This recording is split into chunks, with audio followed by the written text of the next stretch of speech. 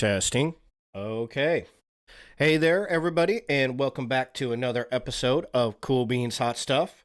Today is Conspiracy Theory Thursdays, and today I got a really fun one for you. This kind of makes up for me missing my terrifying Tuesdays this week. Today's conspiracy theory. What was that? Oh, my headphones are all fucked up. Right out the gate, my headphones get all messed up. Um, and I don't even have the case for them.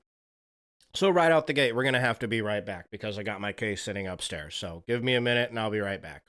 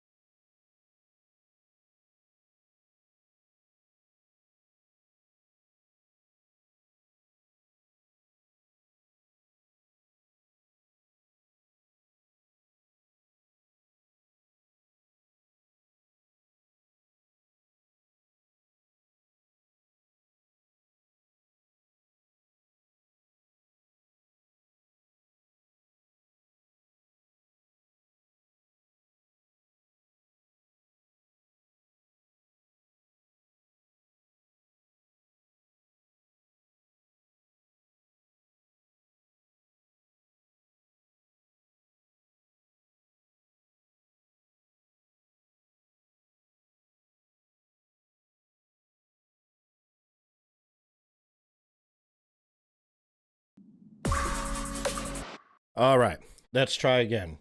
There we go. Okay, round two. So, hey there, everybody, and welcome back to the Cool Beans Hot Stuff. So, today's conspiracy theory is kind of a spooker, kind of a spooky story mixed with a conspiracy that's got a lot of people talking and all pissed off at each other, which is always a good time. And we're going to go over some of these people who are all upset over this conspiracy theory, and we're obviously going to talk about the conspiracy theory and why it's so fucking spooky. So, let me introduce you to the smiley face murder theory. That's what we're going to go over today. So, hopefully, you enjoy conspiracy theory content. If you do, then make sure you check out all the other videos on my Conspiracy Theory Thursday playlist. There's about 12 of them now. I think I got over there, 2 to 4 hour long videos that eventually at some point I'll be cutting up and adding shorts and such to the channel. But for now, long form videos, got about 12 of them if you enjoy conspiracy theory content. And today is only the second day that I'm going to be streaming with no fucking crackles in my stream. Thank God. So audio should be nice and clean and perfect the entire stream. I suck at whistling. That was a shitty whistle, but sue me over it. So, yeah, I'm stoked about that too. Got awesome, clean audio. I've been working on that for 3 months, so you're welcome. And yeah, worked hard on this stream today, so I'm excited to give it to you guys. So, yeah, if you're here watching, whether you're watching live, thanks for watching live. Cutie Pie, I know you're watching live. Thanks for being here. My #1 fan. And if you're watching this on YouTube, thanks for watching, and I hope you enjoy the stream, and learn something new. And if you do, then please leave a like and subscribe for the channel. Helps my videos get out, more people find them, all that good stuff, right? Okay, so what is the smiley face murder mystery? Smiley face murder theory. I keep wanting to call it a mystery. For some reason, it sounds like a Hardy Boys mystery, right? Or a Nancy Drew book. You know, the smiley face murder mystery. It's the smiley face murder theory, and it's not a Scooby-Doo mystery here. So even though my brain keeps telling me that, oh, that's a great title for a Scooby-Doo episode right there. I didn't know this was even a thing. I never heard of this before. I don't know anybody else who heard of it. Yeah, Hardy Boys was dope. I don't read a lot of the Hardy Boys. I read a lot of Scooby-Doo. I was a fan of Scooby-Doo. Or I guess I didn't read Scooby-Doo. I watched Scooby-Doo. Who reads books? Fuck those things, books. Unless they have pictures in it, I'm not going to read that shit. You know, Encyclopedia Brown. Do you know Encyclopedia Brown? That shit was dope. Encyclopedia Brown was a good book back in the day. And, ooh, Goosebumps. Read all my Goosebumps. I got my whole Goosebumps collection right here. Every single original OG Goosebumps. So I'm a huge Goosebumps fan. R.L. Stein's the shit. and was a huge Encyclopedia Brown fan. But Hardy Boys was dope. Hardy Boys was dope. Give it, they had good mysteries. I don't remember a lot of them though. Not like I remember my Scooby Doo or my Goosebumps. Those are my faves. But yeah, Hardy Boys were dope. So, anyways, yeah, Smiley Face Murder Theory. I'm just gonna call it a mystery because fuck it. It sounds more Hardy Boys. We got Hardy Boy fans in the chat. So we're going to go ahead and go with the Smiley Face Murder Mystery because it sounds more Hardy Boys. But I didn't know this was a thing. I never heard of it. Nobody I knew had heard of it before. And then once I read about it, I was like, ooh, this would be a really cool conspiracy theory Thursday episode, right? So I got a whole lot of information compiled for you guys. And it's kind of funny because this month happened. I was like a week, 2 weeks into it, and one day I go out into like the kitchen or whatever, and my cutie pie is wearing her, her rainbow LGBTQ shirt, and she's like, "Oh, happy Pride Month," and I was like, "Oh fuck, it's Pride Month. I didn't realize that." And then it clicked to my head. I was like, "Oh fuck, I didn't realize it was Men's Mental Health Month either." And I didn't do videos for like either of these two things. I need to like start paying attention to like this monthly shit and all these holidays and shit like this because I can like help me get some good video ideas, you know what I mean?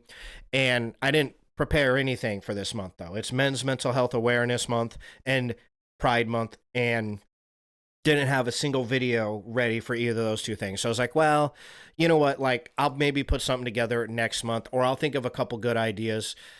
I'm itching my balls. Sorry. They itch. And I'm going to put together something for next month, maybe, or maybe I'll just put something together and then keep it on the back burner for next year. And I'll do like a whole stream dedicated to the month. And I'll start, I'll get a calendar. I got a calendar now.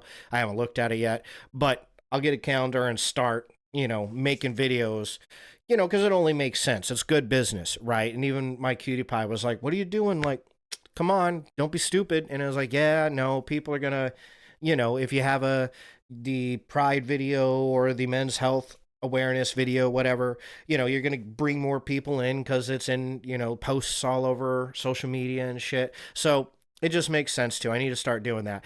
But funny enough, I was looking at my Smiley Face Murder Mystery stream last night, getting all the slides and everything together for you guys. And I realized, oh, this kind of fits for Men's Mental Health Awareness Month. It's a serial killer theory about men, right? So it's about a whole bunch of young men who are getting serial killed. And I was like, well, that kind of fits, just in time for Men's Mental Health Awareness Month. Let's talk about a serial killer who serial kills men, because that's a pretty rare thing. It's happened before, but it's pretty rare. Usually serial killers are killing women or children. Very rarely are serial killers specializing in serial killing men. It's a pretty rare thing. So that's what we're talking about today. All right. So let's start here. Inside the disturbing theory of the Smiley Face Killer and the baffling deaths behind it. Okay. Since 1997, at least 45 young men have mysteriously disappeared after a night at the bar, only to be found dead in a nearby body of water. And some believe the shadowy Smiley Face Killer is to blame. Right? I think this is a little more R-rated than your typical Hardy Boys story, right? I definitely don't think, I'm sure you could get like a Goosebumps story out of this. Scooby-Doo, this isn't a Scooby-Doo mystery, It's not a Scooby-Doo mystery if people are getting serial killed.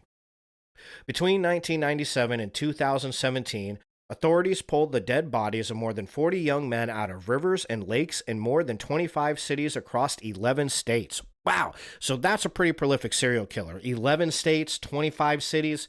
This motherfucker's busy, yeah? Most of them were college-aged, popular, and athletic. Nearly all the men had last been seen leaving bars or parties while inebriated. Oh, we got a smiley face right here. I don't know. Time and again, police understandably theorized that the men had become too drunk, wandered too close to the water, and simply fallen in with no hope of climbing out in their intoxicated state. Well, I'm not going to lie, that's not all that bad of a theory, right? You can't really blame the police for thinking that. I mean, we've all been shit-faced, right? And you've had those moments, right, where you pass out and the toilet's like right over there, you need to puke, but you're like, oh, I can't get up, you know. Now imagine you were in a giant body of water that had like a current fighting against you. You know what I mean? Like, I could see this. I was once at a bonfire when I was about college age. I was like high school age and got invited to a bonfire party.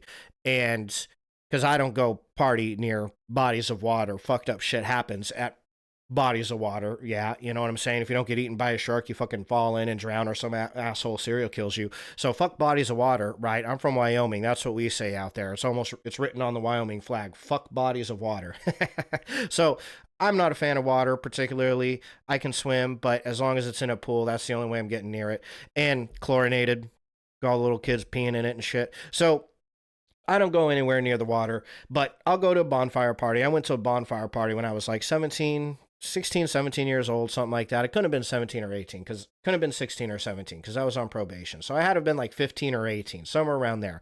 And we had a guy who got way shit faced. Obviously, everybody was getting shit faced. This guy got way too shit faced and decided he was gonna, for some reason, he thought it was a good idea to jump over the bonfire, and it was way taller than him. I don't know what he was thinking. He was shit faced, and instead he just jumped into the bonfire and lit his legs on fire, and we had to like run his ass down. I mean, I didn't. I stood there, you know. I laughed until I realized he had actually gotten burnt. Then it wasn't so funny, you know. In my defense, I was also drunk, but somebody ran his ass down, patted him with a blanket, and then found out that he had actually melted his pants into his skin in his legs.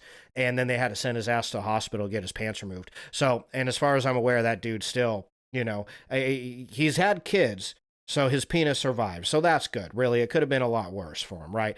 But a very unfortunate thing. The moral of the story is don't get drunk around bodies of water or fires because people do stupid shit when they're drunk. So I understand where the police are coming from here. Yeah. Don't take the Hardy Boys to figure that one out. But in 2008, two retired New York City police officers turned private investigators who had been looking into the deaths announced their eerie findings. Painted on walls near the locations where at least a dozen of the bodies were found was the same symbol over and over: a smiley face. Dun dun dun. Isn't that ominous right there? Yep. Given the presence of the graffiti and the similarities among the victims, the two investigators insisted that the deaths had been the work of a serial murderer or a gang of murderers now widely known as the Smiley Face Killer. They're psychopaths, one of the investigators said of the murderer or murderers at the time. They have no remorse. That is what a psychopath is. But is the Smiley Face Killer really out there, or was there never any murderer at all? So that's the conspiracy. People don't know. They're like, look, these dudes could have just been real drunk, fallen into the wake. It happens, right? Or it can be a killer. Let's find out more, right? Let's see what we decide. Here is Oxygen. This is the YouTube channel here. Let me throw you over to here. Wow. There you go. Oxygen. This is a true crime channel. So if you're a fan of these like true crime episodes that I do sometimes, give them a like, subscribe. They're a pretty cool channel, right? So check them out. We're going to watch their very short video on the Smiley Face Killers providing homicide first. Okay, so let's see what they have to say. And then we're actually going to hop it over to their website, because this is one of the few websites where I could find any information that was, what's the word? I guess unbiased, so to speak, you know? So there's that. Anyways, let's pop this up. Okay, go ahead and listen to what Oxygen has to say about this. First thing we need is to have the deaths classified as homicides. And then from there, we will establish the linkage and who's responsible and why. Case is closed by the police department. It makes it almost impossible to try to get them to take a second look at it, much less the medical examiner to change the classification of the investigation from accident to undetermined. I just realized these subtitles are in Espanol. That's there. No. Portuguese.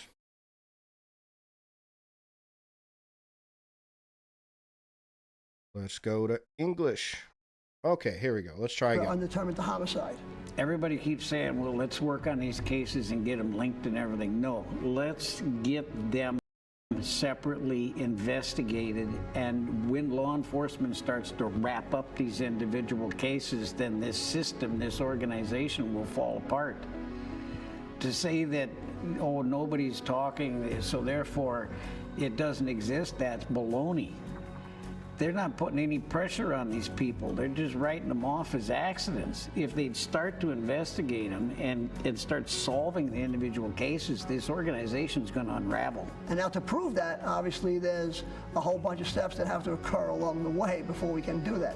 One, we have to look at each case on an individual basis to prove murder, find the physical evidence, find what causes the linkages that the individuals are all drugged at the time. Time in the water does not match the amount of time that they were missing, and that the bodies are recovered in locations where they couldn't have gotten into the water.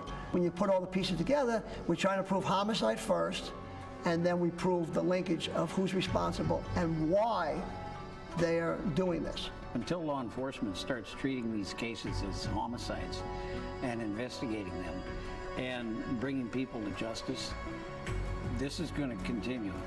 These deaths are going to continue. And since I started looking at this in 2006, the number of cells operating across the country have increased, the number of homicides have increased, and it's going to continue. It's going to continue to spread like a virus.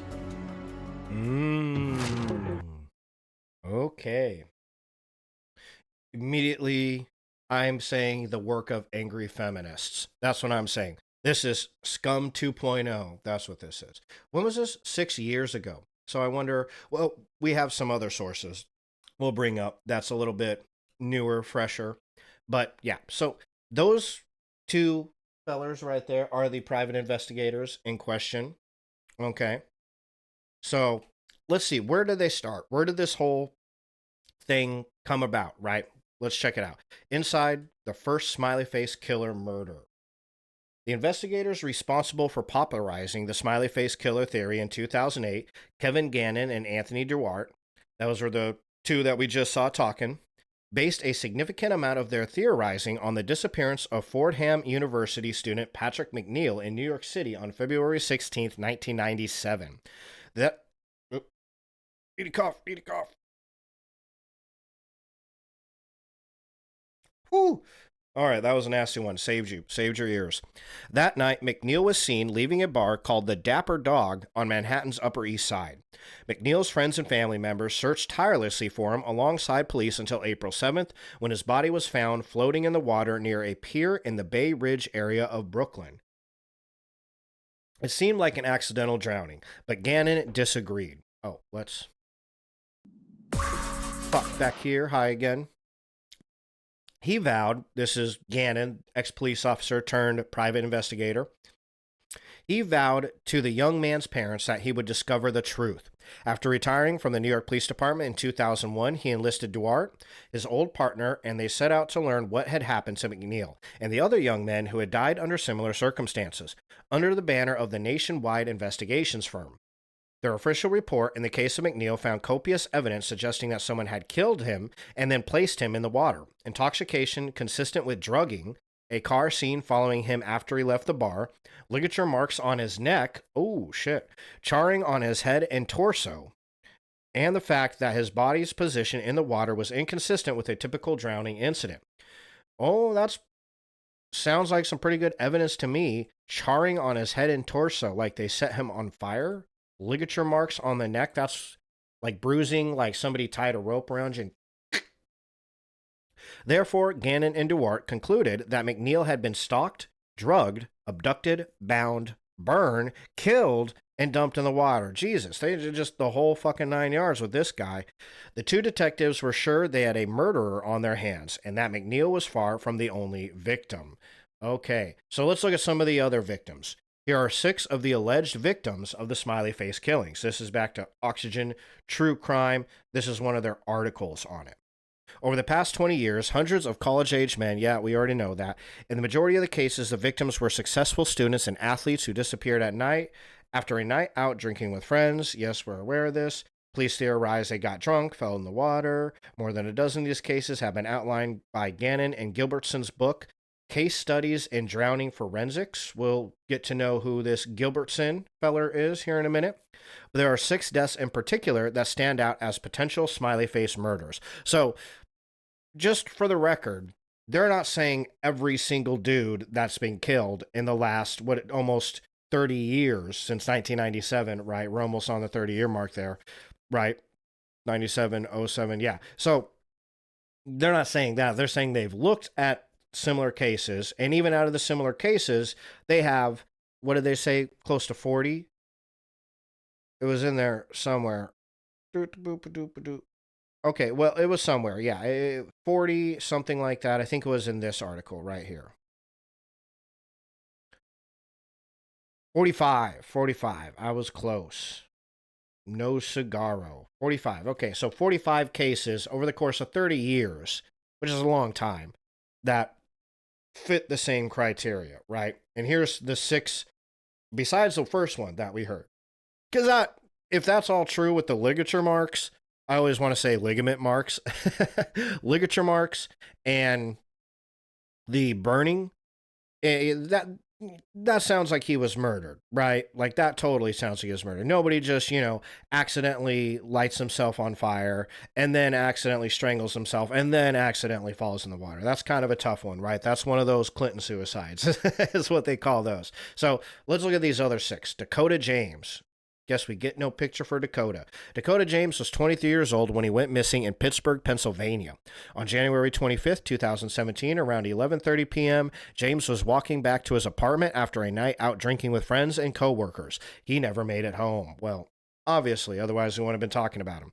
The last known sighting of the Duquesne University graduate student. Gosh, since when do they make colleges so hard to pronounce? Duquesne? Let's just call it Duquesne. University graduate student was caught on a surveillance camera in the downtown area. The footage captured James entering a dark alley, and that was the last time he was seen alive.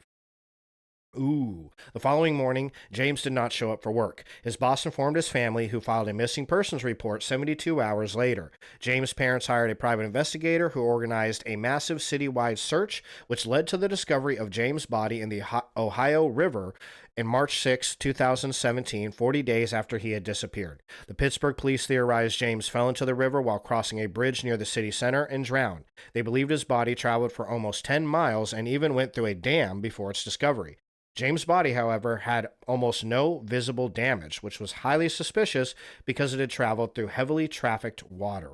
A smiley face was found spray painted on an underpass near where James' body was discovered. Okay. Tommy Booth, 24, disappeared on January 19th, 2008 from a bar in Woodland, Pennsylvania. So he's in Pennsylvania. Dakota was in Pennsylvania, 2017. 2018. What was the first guy again? McNeil over here was 1997 in New York City. So all on the East Coast thus far. He had been celebrating a friend's 21st birthday with a group of friends. Surveillance footage captured Booth entering the bar where the celebration took place, but there was no video evidence of him leaving. Ooh, plot thickens. About 2 weeks after he went missing, Booth's body was found face down in a creek behind the bar. His death was ruled a probable drowning, and there were no signs of trauma. The area had been searched repeatedly in the weeks before his body was discovered, but no one had seen him.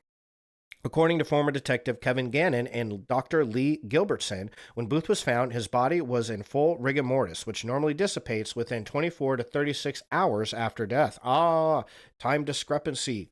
This finding is inconsistent with the belief that Booth drowned the night he disappeared. Gannon and Gilbertson also noted the body appeared to have been staged. 3 sticks were strategically placed around his body, and there were shoe and drag marks in the soil. A smiley face was painted on a wall of the bar under a deck. Okay. And Lucas Homan on September 29th, 2006. Hey, that's my birthday. Poor guy died on my birthday. 21-year-old Lucas Homan vanished from La Crosse, Wisconsin. Okay, so Wisconsin. We're getting him closer to the Midwest. The day of his disappearance, Homan had been celebrating Oktoberfest with his friends. After a night of bar hopping, Homan headed home around 10 p.m. with a friend. Homan and his friend somehow got separated during their walk home, and his friend ended up at the ER detox with a head injury after being picked up by police. He told investigators he could not remember anything that happened that night. Ooh, geesh. And then he eventually found himself murdered. So one guy gets bopped on the head and doesn't remember how, and this guy ends up getting killed. That's pretty crazy. Homan did not arrive for a golf outing the next day. Search dogs scoured the downtown area where Homan was last seen alive. According to police reports, one dog later hit on an SUV owned by a local band member who had played a show at the bar the night of Homan's disappearance, but the canine alert was inconclusive. Officials did not implicate the band member in Homan's death. The morning of October 2nd, Homan's body was found not far from the shore of the Mississippi River. His death was ruled an accidental drowning, and the autopsy report noted acute alcohol intoxication was a major contributing factor. According to Gannon and Gilbertson, Homan had various injuries on his head, hands, and arms, and they theorized that a mark on his forehead may have been a footprint that was a result of Homan being held down. Homan was the 8th accidental drowning case in the Cross over a 9-year period. A smiley face was found spray painted near where Homan's body was found. But they don't tell us exactly where. But 9th accidental drowning case in 8th in 9 years. Makes it seem a little more believable that he drowned. Todd Gibb was 22 years old when he went missing during the early hours of 2005, so all these are in the early 2000s, all at a bonfire party. Looks like you can even drown at a bonfire party in an orchard close to his home in Casanova, Michigan. He was reported missing later that day by his mother, and a massive manhunt ensued. The night of his disappearance, Gibb made several calls from his cell phone. One of them was to a friend who said they heard Gibb say, "I'm in a field," before the call dropped. Gibb's body was found 3 weeks later in a lake that had previously been searched. His death was ruled an undetermined drowning. Oddly, Gibb's head and shoulders were sticking out of the water as if he had gone for a swim. Gibb's remains also had very little signs of decomposition, which would have been present if he had died the day he went missing, 22 days before the recovery of his body. Another time discrepancy. Alcohol and antidepressants were found in Gibb's toxicology screening, but it was reported that Gibb was not suffering from any form of depression at the time. A smiley face had been spray painted on a tree near where Gibb's body was found, and a smiley face sticker was later placed on his gravesite. That's spooky. Sinister. Fuckers are visiting the gravesite. William Hurley, number 5. We had 6 of them we're going through, right? Number 5. A Navy veteran, 24-year-old William Hurley, went missing after leaving a Bruins hockey game in Boston, Massachusetts. So we're back on the East Coast now. On October 8th, 2009, Hurley went to the game with 2 friends. Halfway through the game, Hurley called his fiancée, Claire Mahoney, pictured above, don't get the picture, and said he wanted to leave. Hurley walked outside while Mahoney drove to the stadium to pick him up. When she arrived, however, he was nowhere in sight. When Mahoney called Hurley to find out where he was waiting, Mahoney said he answered the phone, and she heard him ask someone where he was located. The man said 99 Nashua Street, and Hurley said his cell phone battery was going dead. Mahoney drove to the address, but Hurley was not there. She called him a second time, but his cell phone seemed to be out of battery. Mahoney said she drove around for an hour before returning home, thinking Hurley got another ride, and that when she got back, Hurley was still gone. She then reported Hurley missing, and various searches were conducted. 6 days after his disappearance, his body was found in the Charles River, close to where he asked Mahoney to pick him up. Investigators said there was no sign of foul play, and his death was ruled an undetermined drowning. Hurley's mother received a copy of the autopsy report and allowed a physician to analyze the report. She found out that her son had reportedly suffered blunt force trauma to the head, his eye socket, and behind his left leg. GHB was also found in his system along with alcohol. Oh, well, that's no good. GHB and alcohol don't mix. We used to call that Georgia homeboys. That's the date rape drug. A smiley face was found painted near the river.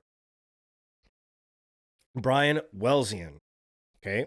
And this is our last one of the 6. On January 1st, 2000, so closer to the beginning of this whole thing, 1997, Northern Illinois, back in the Midwest now, University junior Brian Welzian went missing from Chicago, Illinois after a night of celebrating Y2K with his friends. The 21-year-old finance student rarely partied since he was dedicated to the university soccer team, but he decided to have a few drinks for the new year. Welzian's friends said he had only 3 or 4 drinks, but by the end of the night, he seemed very intoxicated. Well, sounds like my cutie pie. Welzian told his friends he wanted to call it a night and go back to the hotel where they were staying. One of Welzian's friends, Nick Young, stayed behind. During the drive, Welzian started throwing up. Oh, shit, he must have been really fucked. His friend told him to get out of the car while he parked. Various witnesses outside the hotel saw Welzian vomiting in the street. His friends went up to their room and never saw Welzian again. When Young came back to the hotel around 4 a.m. and realized Welzian was not in their room, he searched the area outside the hotel. He could not find him and reported him missing around 1 p.m. After extensive searches, Welzian's body was found 77 days later, on March 17th. It had been washed ashore on a beach in Gary, Indiana, 30 miles south of Chicago. Wow. Police said there were no signs of foul play and his death was ruled an undetermined drowning. Investigators believe he could have walked to the edge of the Lake Michigan, a 5-minute walk from the hotel, and had fallen in. His blood alcohol concentration was only 0.8%. Police have not said if a smiley face was present near the death site.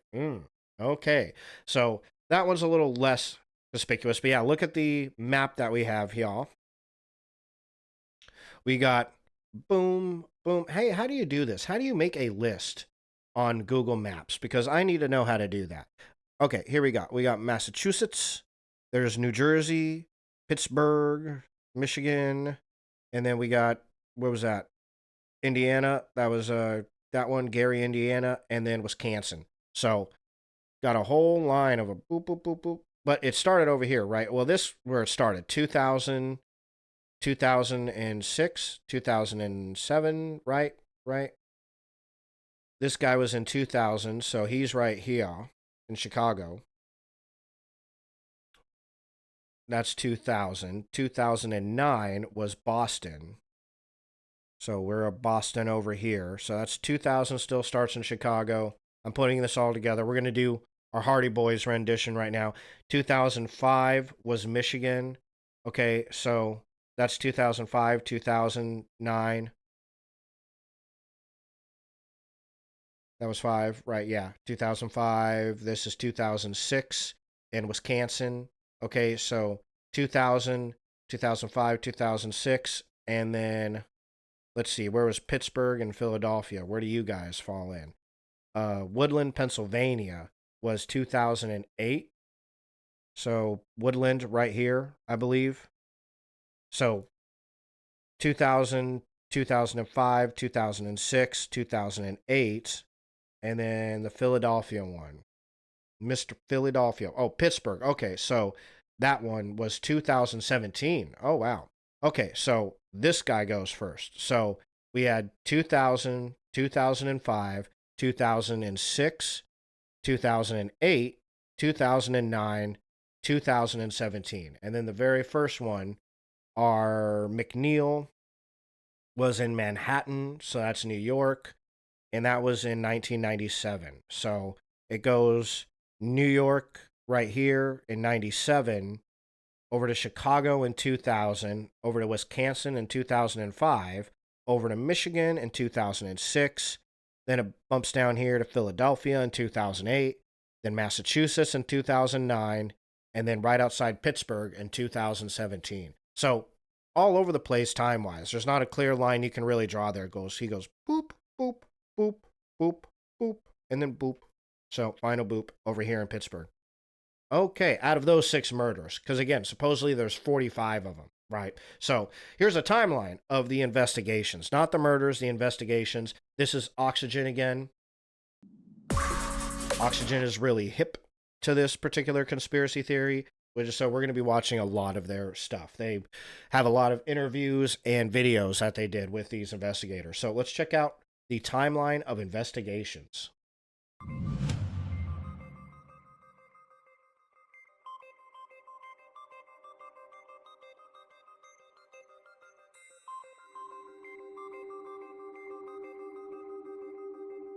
The drowning deaths of college-age men left an impression on Kevin Gannon, a retired New York Police Department detective who decided to investigate the cases further. But it wasn't the only mark left behind. Gannon and a team of investigators noticed smiley faces and other types of graffiti at some of the scenes where alleged victims were found or where they went missing. What we've determined is a well-structured, organized gang with cells in major cities across the United States who drug, abduct, hold.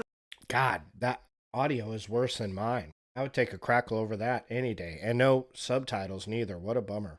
The victims for a period of time alive before they murdered them and then placed them into the water. Here's a look at the timeline of the investigation of the smiley face killer theory. For me, it started in 1997 with the Patrick McNeil case when I was a super.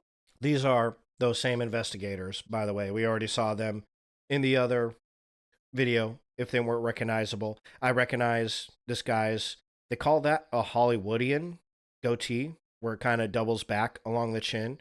And then I like this guy's hair. Supervisor in the missing person squad. Gannon says he found elements of the Fordham University students drowning as suspicious, which pointed towards human involvement. Although he was still working for the NYPD Missing Persons Unit at the time, he made a promise to the McNeil family that when he retired, he would look into the cases further. And it's a promise he kept. After retiring in the early 2000s, Gannon enlisted the help of another retired detective, Anthony Duarte. He knew what he was onto, and he wanted to stick to it, and he wanted to get justice for the families. Oh. And to show also So this is Anthony Duarte. Okay. to the authorities Who's this that guy? these are not just drunk kids falling into the river while they have to go to the bathroom. He's just here to make facial expressions. That they're being targeted. Along with the 3 drowning cases in New York that sparked Gannon's interest, the team says that they started to see drowning clusters in states like Michigan and Wisconsin. La Crosse saw at least 11 drowning deaths since 1997 for college-aged men. The first case for me was in February 2000. This is Lee Gilbertson. Okay, we're going to learn a little bit about him coming up. 2006 was Scott Radel. He was a student on our campus. He went missing. Gilbertson began looking into similar cases with the help of his students. So I started reading through them and I said, oh my God, there's a pattern here. His students first thought of the killings as the work of the Interstate 94 killer. According to Gilbertson, it was an urban legend at the time of a killer working their way across the interstate. Later that year, Gannon and Duarte linked up with Gilbertson to begin working together on the cases. We went out there and shared information, and then we realized it wasn't just. That's kind of interesting. If that's true, that's very interesting. This guy and this guy completely, him and his partner looked into this, decided, okay, there's something here.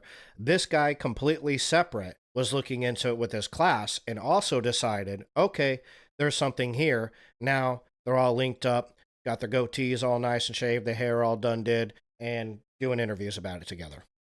A single lone killer, because they couldn't be doing it on the same nights in different cities unless they were, some type of group or organization or gang, as we would finally put it together. That same year, Minneapolis police reclassified the drowning death of Chris Jenkins, who was found dead months after disappearing on Halloween night. It was changed from accidental drowning to homicide. Police cited a new tip from a potential witness as the reasoning. Other clusters of drownings the team says they found stretch from cities like Chicago to Boston. So that right there was a drowning that got turned into a murder. So that's interesting. The victims, for the most part, except for the ones that went to school at Northwestern, the victims in Chicago are all from other cities where we have victims, like St. Cloud, East Lansing, and then it's when they came to Chicago to watch a sporting event or something like that, or celebrate New Year's, that's when they ended up victimized. With cases as recent as 2017, the team points to Pittsburgh, Pennsylvania as the latest cluster. Another retired NYPD detective, Mike Donovan, has also worked on the case with the team. We're hoping to get some that's type who of this pressure. guy is. Okay. See, I thought he was there to just raise his eyebrows and supply moral support, Maybe he was this guy's partner, right? To at least have these cases looked at again. If you want to learn more, watch Oxygen's true crime series, Smiley Face Killers: The Hunt for Justice, and stay with Oxygen.com for breaking crime news. Okay. There you go. Check out their series, their YouTube channel. They actually got a whole bunch of videos. We're not going to go over every single video they have on the smiley face killing theory because they got a lot. They just got way too many. And it's one of those things where if you like, I'm going to leave them a like. I'm already subscribed. Okay. If you like, you guys can check into it and see more of the videos that they got on it. But, oh, another burp. Oh, okay. Whew. Let's go back here. Hello again. So, yeah, there's some more information on it.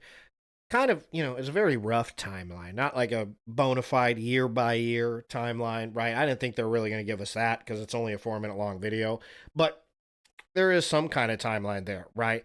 So, here, let's go back over Meow. We're going to look at a little bit more of the evidence for all of this. Evidence for and against the smiley face murders, right? So far, we've just been hearing about the theory by these retired law enforcement officers and this criminal justice feller, Gilbertson, hearing what they think the theory is. So far, the theory was that it was a serial killer. Then people get together, Gilbertson and the cops and everybody, the dude with the eyebrows and the facial expressions, they all get together, team up like proper Scooby-Doo Hardy Boy style, and decide that it's potentially a cell or a gang of people who are going from city to city, and they're finding the potential murders in clusters, supposedly. Okay. But some people aren't convinced of this, right? This isn't like a bona fide fact, obviously, or otherwise we wouldn't be talking about it, at least not in the form of a conspiracy theory. It would go on my conspiracy theories that ended up being true video, right? Which I'm going to be doing next Thursday. So tune into that. But let's go ahead and hear some evidence for, add to what we already have, and then hear some of the evidence against, which we'll be hearing from some other people who believe that this is not the case, right? Anyways, so while Gannon and Duarte turned up a wealth of disturbing details over the years, the fact remains that the theory of the smiley face killer has been widely discredited. Ooh, okay. This is allthatisinteresting.com. The police departments involved do not officially treat these deaths as part of a serial killer investigation. Law enforcement aside, the Minneapolis nonprofit Center for Homicide Research released a thorough report on the smiley face killer theory in 2010 that thoroughly debunked this idea. Let's click on this. Look at that. Big, long report. We will go over that here a little later because I got something towards the end of the video that kind of works with that. So we'll go over that here in a little bit. In addition to citing law enforcement and criminal justice experts who believe there's no serial killer, the researchers investigated the cases themselves. They came up with a list of 18 reasons why they're sure there's no smiley face killer. That's what we're going to go over here at the end. According to CHR, most of the victims display no evidence of physical trauma or drugging, while the circumstances did indeed suggest accidental drowning. Moreover, they point to the absence of motive or any hard evidence actually linking the deaths. Okay, as for the smiley faces, the researchers state that they're not consistent with each other. Were never proven to have been made around the times of the deaths. That's a good point. Just because there's a smiley face there doesn't mean somebody just did it, right? And you should God damn it. I need to get an interface with the cough button on it, right? But in some circumstances, you would think that would be kind of easy to prove, right? Fresh paint versus old paint. That was something you would look at, yeah. So that's a good point. They were never proven to have been made around the times of the deaths and don't reliably occur within close proximity to the death scenes, okay? Notice when we were kind of talking about those 6 people that were killed, one of them didn't even have a smiley face on scene. And the other 5, they didn't really indicate how close it was to the scene of death, right? Experts also say that Sinsinawa is a Native American word meaning rattlesnake that often appears in graffiti across the Midwest. I'm not sure what that has to do with anything. Sinsinawa. Where did that come into play? What did we miss? We didn't read this because it wasn't worthwhile. Or I didn't think it was. Yeah, we read all that. Oh. Okay. Here we go. Sinsinawa. I just saw the word. Duarte told CNN in 2008 that the killer was likely the opposite. Not smart, someone not good in school, maybe doesn't have a job, and is not popular. and lashed out by drugging and murdering the men before dumping their bodies in the water. Ah, okay. Gotcha. So it could still be a feminist. Just kidding, just kidding. In addition to killing their victims, the smiley face killer was believed to have left their signature behind at the scene. Perhaps they were signing their work, as it were, or taunting police. However, any other significance of the symbol remains unclear, as does the explanation for the occasional appearance of the word Sinsinawa at some of the death scenes. Okay, well, that's where it popped up, I guess. Sinsinawa. My mistake. Glanced over it. It happens. However, Gannon and Duarte have stood by their theory, insisting that the cases are linked and that the smiley face killer is still at large. But if the CHR is correct and there is no killer, then why are people so willing to believe there is? As the researchers wrote in their paper, throughout history, society has always needed to produce monsters to help explain the unexplainable. Well, I mean, that's fair. That does happen. Again, this all does sound pretty explainable to me. Guys get drunk, fall in the river. I'm sure that a lot of these guys did probably get murdered, just not by the same person. That's something to consider too, you know? So here, we can exit out of that, and we don't need this anymore either. So here's 5 theories about who is responsible for the smiley face killings, right? So we got 5 theories here that come from these police officers. Then we're going to dive, I think we got a little bit more. We're going to go to this Nick Crowley feller right here, and he's going to give us some extra stats on it. We're going to read a little bit about Mr. Lee Gilbertson here, and then we're going to dive into some more theories for and against, right? But let's look into some theories about who the smiley face killers might be, assuming there is a smiley face killer. So we don't need to go over that. I already did that. Let's see. According to Duarte, the killers, yeah, smiley face symbols, yada, yada, yada. Okay, so notice that this Oxygen True Crime doesn't say anything about the Sinsinawa word. None of their reports on this or their videos say anything about Sinsinawa. You know, I do have other sources that will pop up to see if they mention it, but as of yet, they're the only all that is interesting was the only webpage that said anything about Sinsinawa. Theory 1, serial killer. Aside from the fact that victims disappeared after a night of drinking with friends and were later found dead in a body of water, the young men themselves also shared many similarities. According to Gannon and Duarte, they were all athletic, well-liked, and successful students who were likely targeted because of these traits. Duarte told CNN the serial killer would be the opposite of his or her victims. We already went over that. Group of serial killers. If the deaths are ultimately connected, the most plausible theory is that it's actually a group of smiley face killers responsible for the murder, since some of the drownings occurred at the same time in different states. They kind of went over that in the other video that we just watched from Oxygen, that eventually they had to expand their theory. And that by itself, by the way, I mean, you'll have to point at it, but I can't think as of right now. I'm sure that it's happened, but it's rare, is what I'm saying, that you get groups of serial killers. That's rare. That's not a common occurrence, right? So, but, you know, I'm sure it still happened if you look into it. Just it's not the commonality. That's not the norm, right? That you have giant groups of cells of people killing, you know, any one particular type of people like this, you know, and this for no reason at all, it kind of seems like, because they're jealous. You know, you got to think that. The Duarte told CNN that this is more likely someone who's not smart, not good in school, and maybe doesn't have a job and isn't popular. You know, as far as not smart goes, they have been doing this, according to him, for 35 years and haven't gotten caught. Okay, not a lot of serial killers have that kind of a streak. So I don't know if you could say they're not smart. They're smarter than you because you haven't caught them yet, right? So that's one thing, you know. But now you're saying, and they said too, by the way, I guess it was Lee Gilbertson and the other guy that said, Gannon, the other cop, said that it's likely a group. So it's a group of people that are killing these people because they're jealous of them. You know, a group of people who are so jealous. One guy I can understand. That totally makes sense. One dude just fucking jealous, right? You saw these kids, you saw their muscles, you saw their awesome Dragon Ball Z t-shirt, and you said, I need to kill these sons of bitches because they're just too sexy. And I'm not sexy, so I'm going to kill these motherfuckers. You know, okay, fine. That does happen. But a whole group of people that feel that way? I don't know.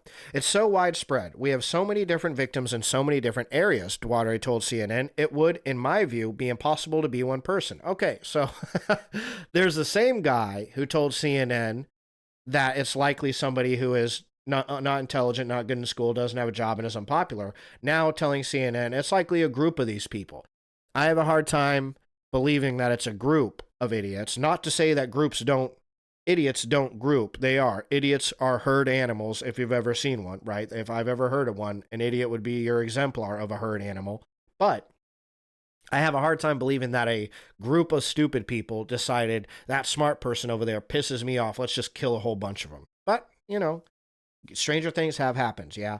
Some believe the killers have created multiple cells throughout the U.S. that follow one leader or core group. So we're on like full Project Mayhem Fight Club status right here, right? Interesting.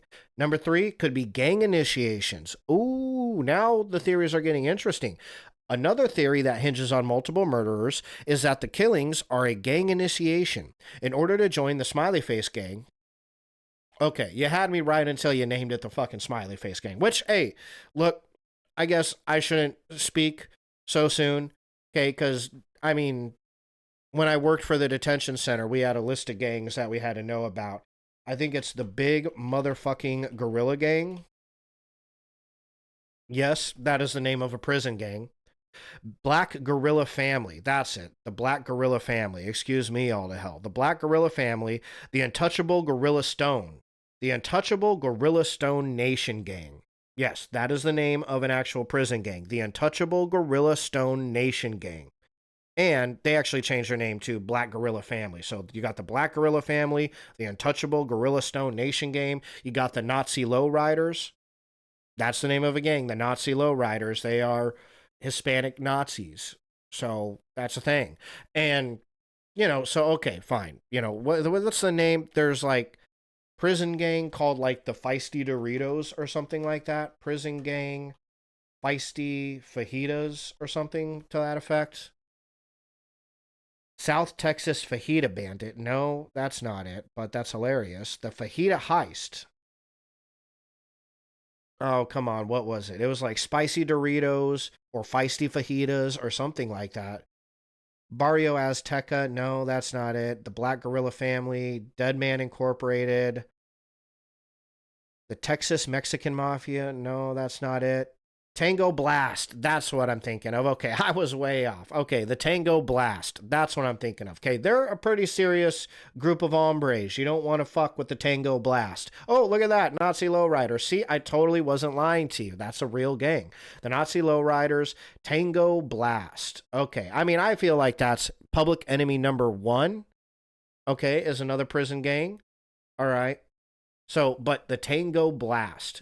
It sounds like it should be a flavor of Dorito, right? If you're a part of the Tango Blast, don't take it personally, but that sounds like a flavor of Dorito potato chip, okay? The Tango Blast. So maybe there is a Smiley Face gang, right? We got the Nazi Lowriders, we got the Tango Blast, we got the Black Gorilla Family.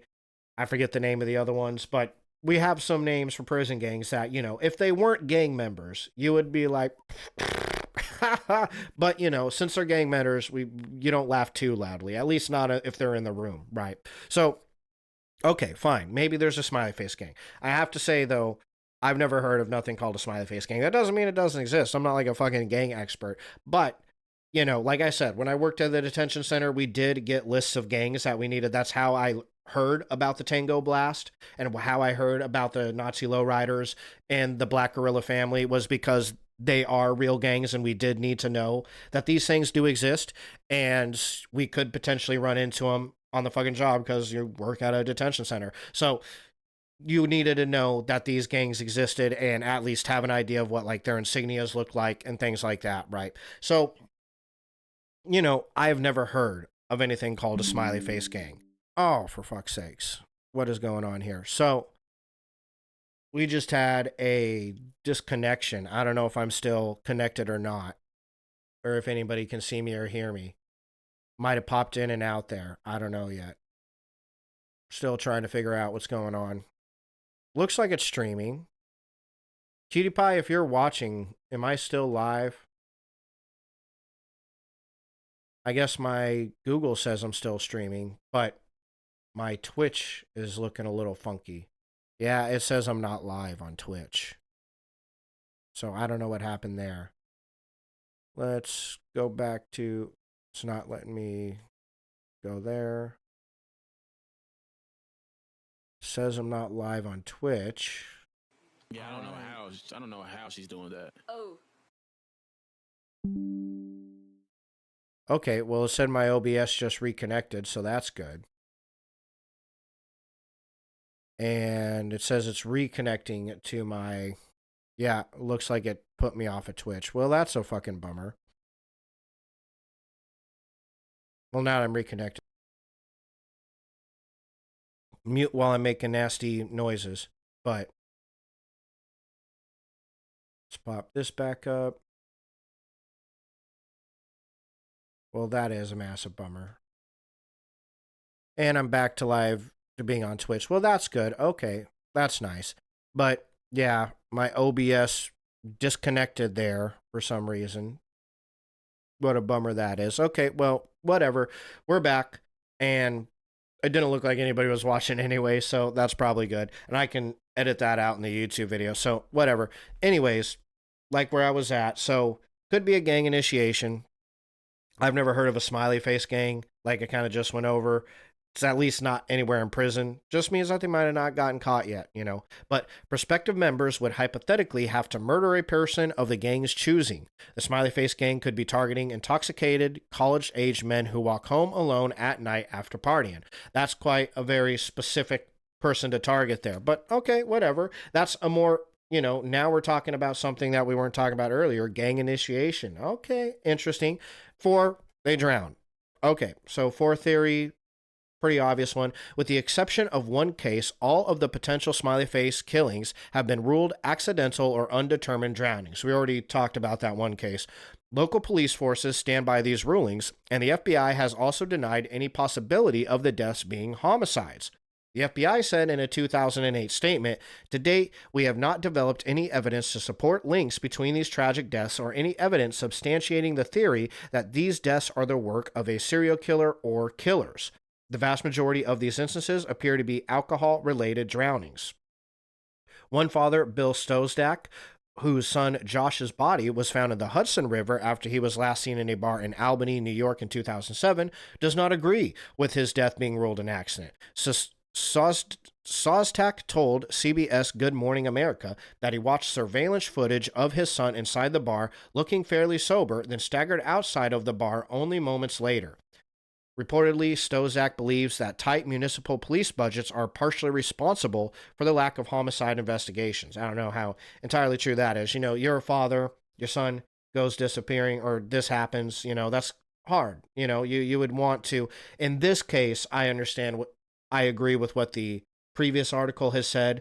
We need a boogeyman, right? Everybody's looking for a boogeyman to explain the unexplainable. If your son is a sprightly, young, college-age man, athletic, and he's smart, he's in college for some, you know, big brain degree, and then he finds out they find him dead in a river because his ass fell in drunk one night, you're going to have a hard time accepting that your son, who had, you know, he's been here for 20 years, working his way towards a really productive life, just fucking killed himself by stumbling into a river drunk as shit. That's a hard thing to hear. That it would almost be easier to accept that somebody serial killed his ass because, you know, fuck, you know, that sucks. That is such a bummer ass way to go out. Not to say that being serial killed is all that much better, but it would almost make more sense to you if it's like, yo, my kid was a fucking engineer. You know, he was going to school to be an engineer. He was super smart. He was athletic. He was getting married here in a few months. You know, he had everything going for him in his life, and he fucking stumbles into a goddamn river drunk. You know, and in the case of a couple of these kids, they said that these kids didn't even drink, which, again, though, could mean, you know, no, that they're more like me or my cutie pie, right? They're lightweights. I don't drink a lot. So when I go to the bar and I get fucked up, I'm like 2 shots in and I'm taking off my shirt, you know, I'm partying, man, because I'm a lightweight. I don't drink a lot. So a lot of these kids could have been that way, where they get 2 beers deep and they're shit-faced, puking all over the place. Bartender's like, get the fuck out of here. What did he drink? They're like, he had a fucking Budweiser Light, you know, and got shit-faced. Now he's puking everywhere. So Could have been a thing, but it's hard to accept that your son, you know, drowned because his ass fell in a river and that's how he went out. Unconnected foul play. Others believe the drownings might be the result of foul play, but they do not agree that they are a part of the Smiley Face killing. See, I'm going to be honest, that's kind of where I'm leaning right about now. I'm kind of on that, where I'm like, I think some of these guys could have legitimately been killed. You know, I mean, if what these police officers are saying is true, I believe they could have been murdered, but not that it's connected. As Gannon and Duarte pointed out, the smiley face symbol has not been present at every death site. These drownings could be unrelated to other cases, even if they are viewed as suspicious deaths. See, I could see that. You're talking about dozens of deaths over the course of several years in major cities. And you know how it works in major cities, you guys. I don't know if you've ever lived in a major city. I have. I've lived in multiple major cities: Denver, Phoenix, Los Angeles, and now I'm in Nashville, right? Let's pop over here because I'm going to go on a teeny tiny little bibbit rant, all right? You know, I've lived in major cities, and I remember working for a lady who had a stalker in Los Angeles. She had a man who was stalking her. And, you know, for what it's worth, other people in the recording studio that we worked into had seen this stalker and were aware of him and had said, oh yeah, no, this dude's a crazy shit and he is definitely stalking her. And so this wasn't like, you know, because in my previous apartment building, I had a neighbor, a woman, who for some reason thought I was like a Marine. And I guess she came up to me one day and she was talking to me and she's like, you know, I got a guy who's stalking me. And I was like, well, that sucks. That's a bummer, you know, because it sucks to be stalked. So I'm sorry for that. She's like, I told him if he comes over, my Marine neighbor is going to beat his ass. And I was like, you got a Marine neighbor? Who's the Marine? Like, because our other neighbor is like a fucking 17-year-old girl or like 18-year-old girl. And then our other neighbor is like an 80-year-old woman and her husband don't got legs. So who's the Marine? And she's like, well, you know, I mean, you look like you're a Marine. I'm like, what the fuck are you talking about? Don't go telling your stalker that I'm going to beat his ass if he stalks you. Like, please don't do that. Like, you know, I was pretty sure she was just making shit up because she would come out and she'd be pretty shit-faced a lot of the time. She also had a very negative, a very, what's the word, bad habit, all right, let's say morally bad habit of coming out and shouting racial slurs at our Hispanic neighbors. So she wasn't a very pleasant person anyhow. But yeah, so, you know, she was drunk as shit. So I figured she was just bullshitting me. But, you know, it was like, don't tell your goddamn stalker that I'm going to beat his ass for you. Like, I don't know who this guy is. Like, if he's really here, he could be like a big ass giant dude. And I'm not, you know, I don't want to fuck with him. Like, next thing you know, I get my ass beat because you throw my fucking shit out there. Like, I don't need that lady. Like, I don't know you, you know. You're not my cutie pie. I'm not going to punch someone in the face for you. All right. So you're on your own. You know, you need to get a cane and bop his ass. You know, she had a leg thing. So she had a cane. You know, I was like, you got a cane. You'll be fine. But, anyways, this wasn't an situation like that. My boss back in Los Angeles did apparently have a stalker. And a lot of the other people who worked in the recording studio has seen the stalker. That's right. Back off, lady. He's my man. But my boss back in Los Angeles had a stalker, and everybody that worked at the recording studio knew that this guy was stalking her. And they had called the cops. Multiple people had called the cops multiple times on this guy. And the cops were like, well, until he does something illegal, we can't help you, lady. And we were all like, well, he is. He's stalking her. Isn't stalking illegal? And they're like, you can't, you know, until you can prove to us, you know, if he has threatened her, or he has, you know, broken into some place, like trespassed on her property, something like that, then we can get him for something illegal. But until then, all any of you are saying is he happens to continuously be in places where she's at. And that's not illegal. No, if she's in the grocery store and he's in the grocery store, all he has to say is he's getting groceries. And that's not illegal. We can't arrest him for that. We can't tell him, you know, she can go to the court and get a restraining order. But she already tried that, and the court said, look, he doesn't have a violent history. He's never done anything like this to any other person, and you don't have evidence that he is actually like attempting to cause you harm. So we're not going to put a restraining order on a random person, because that's what it sounds like. You're coming at us with this thing that says, hey, this guy that you once met has continued to appear regularly in your life, and you're scared for your safety. But this guy's saying no. This guy's saying, hey, I met this woman when I moved to LA. I moved to LA close to where she's at. Okay. And I see her sometimes. And of the few times that I saw her, I said hi. And now she fucking thinks I'm stalking her. And I ain't stalking her. So, I just live in the same neighborhood. And the courts are like, well, yeah, dude, if you're seeing him and if he lives in the same neighborhood, you're going to see him at the grocery store and everywhere else. And we're not going to throw a restraining order on a random ass person because you say so. If he's never threatened you, he's never done anything violent, and he's never, done anything illegal, we can't do nothing. And so she couldn't get a restraining order on him.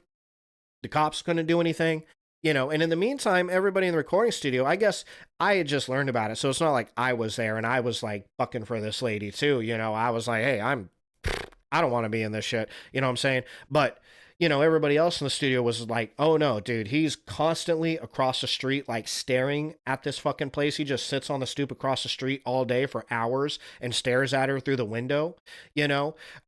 She wakes up and leaves her apartment or her house where she lived, and he's across the street, like mysteriously just every single morning right across the street at different times, and then pretends to be jogging. He's in a jogging suit or a tracksuit, but he's there every single day at different times of the day, and she goes to the park and he's sitting across from her from the park. She goes to a restaurant and walks through the door of that restaurant, and everybody's seen it. Everybody in the recording studio has seen this guy consistently been there over and over and over again every single day.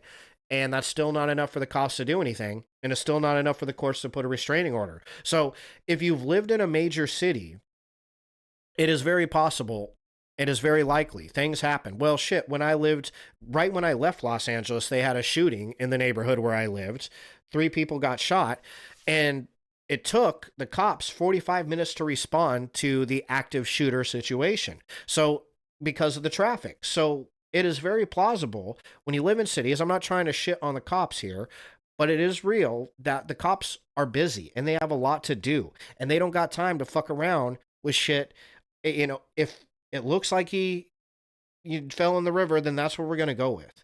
We're not going to put a shit ton of extra time into exploring this possibility of a serial killer if we don't have to, because as soon as I leave here, I got another kid that drowned in the river. Then I got an active shooter over here. Then I got 15 women all lined up saying they're getting stalked. And then I got a guy over here who actually did stalk and kill a lady. I got all kinds of shit all day long, you guys. And so I ain't got time to sit and think of every single possible, that every single person who lands up in the lake could be a serial killed motherfucker. I just don't got the time to deal with that. And you understand why, to some extent you do. For some cops, they're just lazy. Some cops are good cops, but they're just busy, and they don't have the time to look into this, and they have no reason to. You got to give them a reason to look into it. And when it comes to the major cities, though, you get a lot of that. Whether it's laziness for some cops, just too busy for other cops, they're just too stretched too thin for some cops and some police forces. You're going to get a whole combination of it in the cities, and murders can go unnoticed. They absolutely can. And so, yeah, I believe that particular theory. That theory sounds potential and legit to me. That sounds like a possibility that there are a lot of these killings are actual killings. They're just not connected in the sense of like a serial killing, right? I think gangs could be a part of it. It could be initiation for a handful of gangs. Gangs do have initiations where you do need to go out and hurt somebody or potentially kill somebody. That is an initiation for gangs. Usually it's you need to go kill somebody of a rival gang, but I highly doubt it's like the Smiley Face gang. That would be wild as fuck. Usually gangs exist to protect a particular group of people or a neighborhood for a particular financial incentive, right? Like trafficking people or drugs or weapons, etc., or for protection in prison or in a particular neighborhood, etc. There's no financial incentive to the Smiley Face murders. These guys aren't getting trafficked, and they're not happening in any one particular neighborhood. So to assume that it's the Smiley Face gang, what would the Smiley Face gang, why would they be targeting these specific people instead of, other murders popping up, targeting other people, so to speak? Why would they target this gang and not target random ass dudes who are drinking instead of, a rival gang, right? That's all I'm saying. So, anyways, rant over. Let's pop over meow. We're going to see what Nick Crowley has to say about it. I'm not going to play his full 12-minute long video. I'm going to give us, we'll go through like about the halfway point, and if he seems like he's got some good information on the situation, then, you guys can go find his YouTube channel and watch the rest of his video, all right? But let's see what this guy, Nick Crowley, has to say. I've never watched his channel, but he's got a lot of subscribers, so he's doing really good for him. So let's see how good this video is. Okay.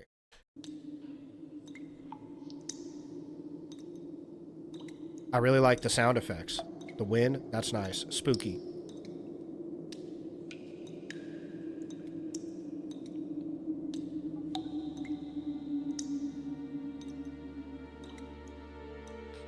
Police said that after a night of drinking, he wandered to the Port of Albany, fell into the Hudson, and drowned. There are some new developments which could lead to murder charges. Who disappeared after a night out with friends downtown. The ME says he accidentally drowned. Body. This is very cinematic, Nick Crowley. I really like this. This is really good. We'll cut it off at like the quarter of the way through, and I suggest you guys go check out the rest of his video on his channel. It was found in the Ohio River near Neville Island. Seems like he put a lot of work into this. Back in March, ending a 6-week search. The FBI now involved in the desperate search for a missing 21-year-old college student from Pennsylvania.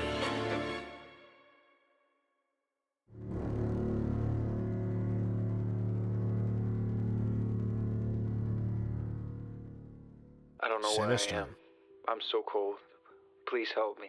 I'm lost. Those are the first words Dakota James said when he called his friend Shelley on the evening of December 15th, We heard it, Dakota. 2016. Terrified, Shelley got in her car and headed towards where James said he would be. It was late at this point, and it was another cold night in the city of Pittsburgh. As she headed in the direction of North Pittsburgh, where James claimed to be, Shelley checked his location on her phone and realized that he was nowhere near there. James was actually in South Pittsburgh. James was clearly not in the right headspace as he continued to plead with Shelley to find him. He kept saying that he was cold and scared and that he had no idea how he even ended up alone walking. Wow. So this was not a part of the article that we read. Remember, we read an article about Dakota James. They didn't say nothing about him ending up in a neighborhood that he didn't, saying he was in a neighborhood and ending up in a different neighborhood. That did not pop up in the article. In the article, Dakota James, I believe, was the one who, not the hockey game, but the guy whose phone died when his girlfriend was searching for him, right? In the middle of the street, Shelley would get to his location in 10 minutes, only to find James stumbling out of a hotel and heading in the direction of a black SUV. The SUV was facing the wrong way in the wrong lane. As James walked closer to the vehicle, Shelley pulled up and screamed his name. He stopped in his tracks and turned to her. He walked to her car and got in as the SUV sped off into the night.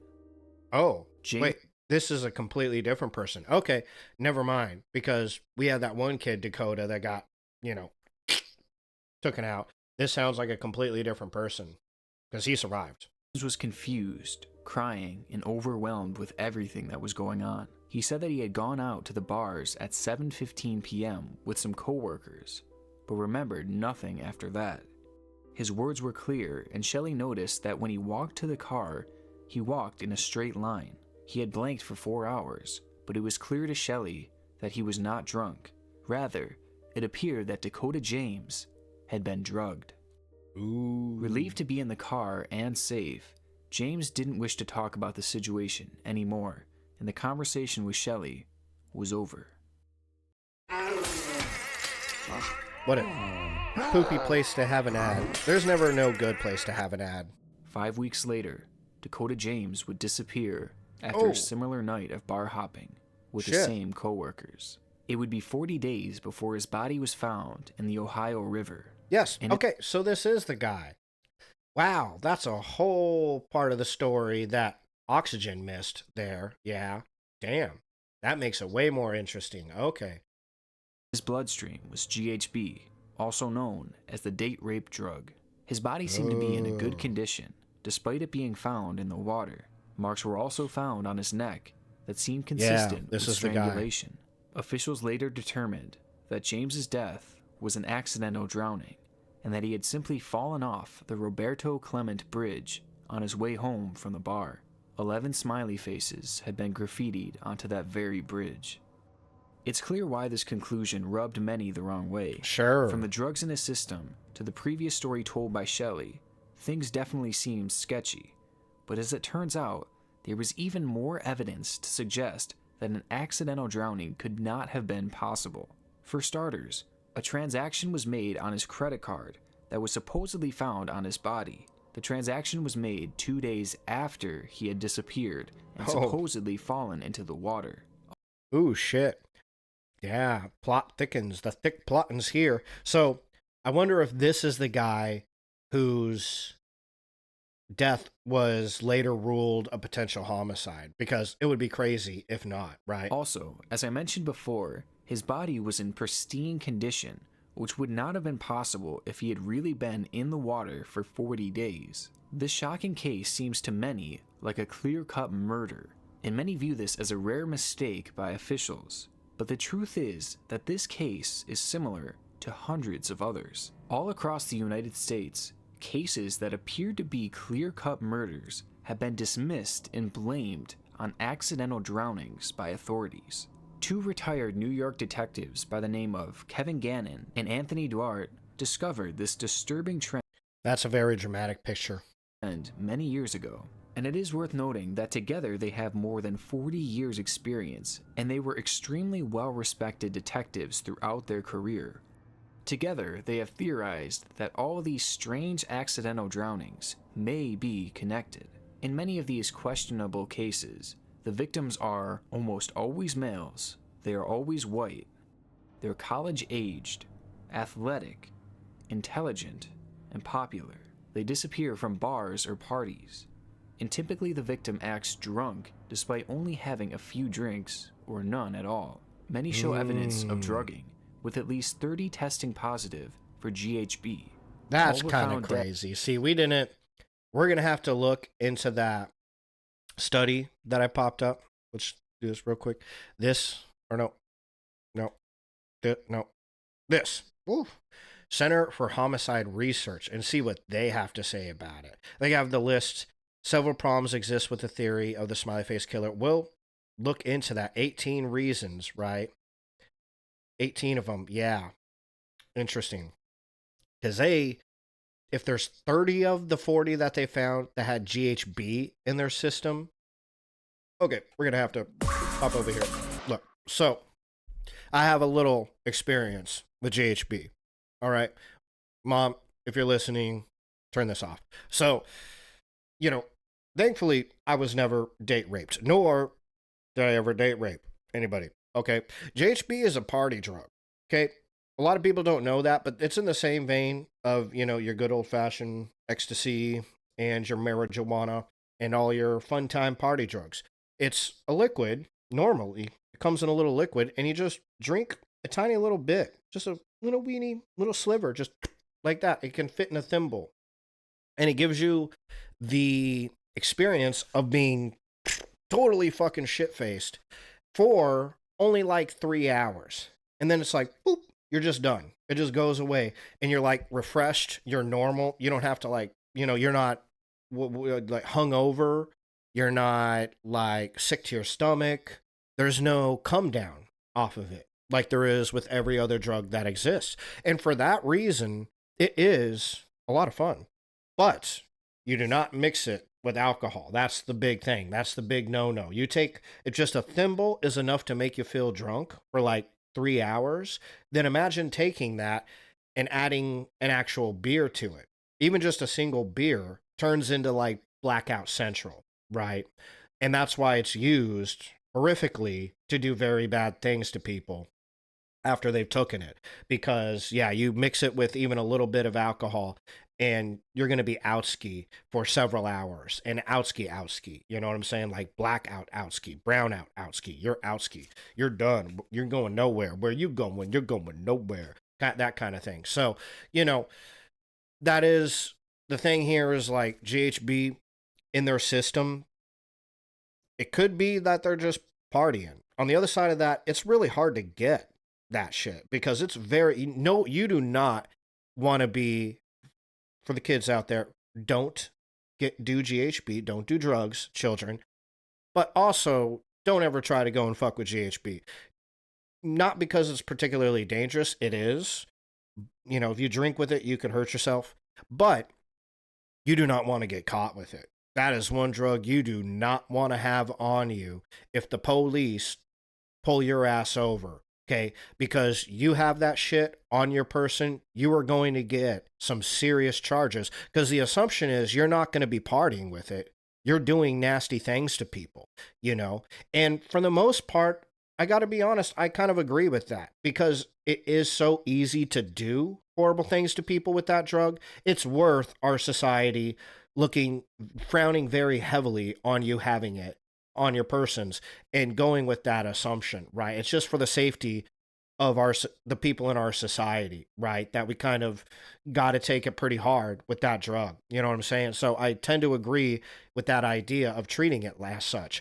But it is very, you know, it's not a drug that people tend to walk around with when they go to parties. It's not like weed where you put a joint in your pocket, you know, or whatever, you know, it's like a couple hits of E, you know, put in a little baggie or a little tiny teener of some coke, some little white girl you just put in your little pocket and you just kind of, you know, when nobody's looking. It's not like that kind of a thing, right? Because if you're caught with even a little bit of it, it could turn into a very serious charge depending on what state you're in. You know, it was like, I don't know if acid is still that way, but acid used to be that way. We're just having a couple tabs on you could be a very serious charge, potential manslaughter charge, right? Possible manslaughter, attempted manslaughter charge. GHB in certain states is like that, where they'll give you a heavy ass attempted homicide or some other kind of horrific charge for having it on you. So generally, that's not a drug that you often find at parties. It's something that I only came across once in all of my youth of being a crazy boy and, you know, in the party rave scene in Denver. You know, I only came across it one time, man. And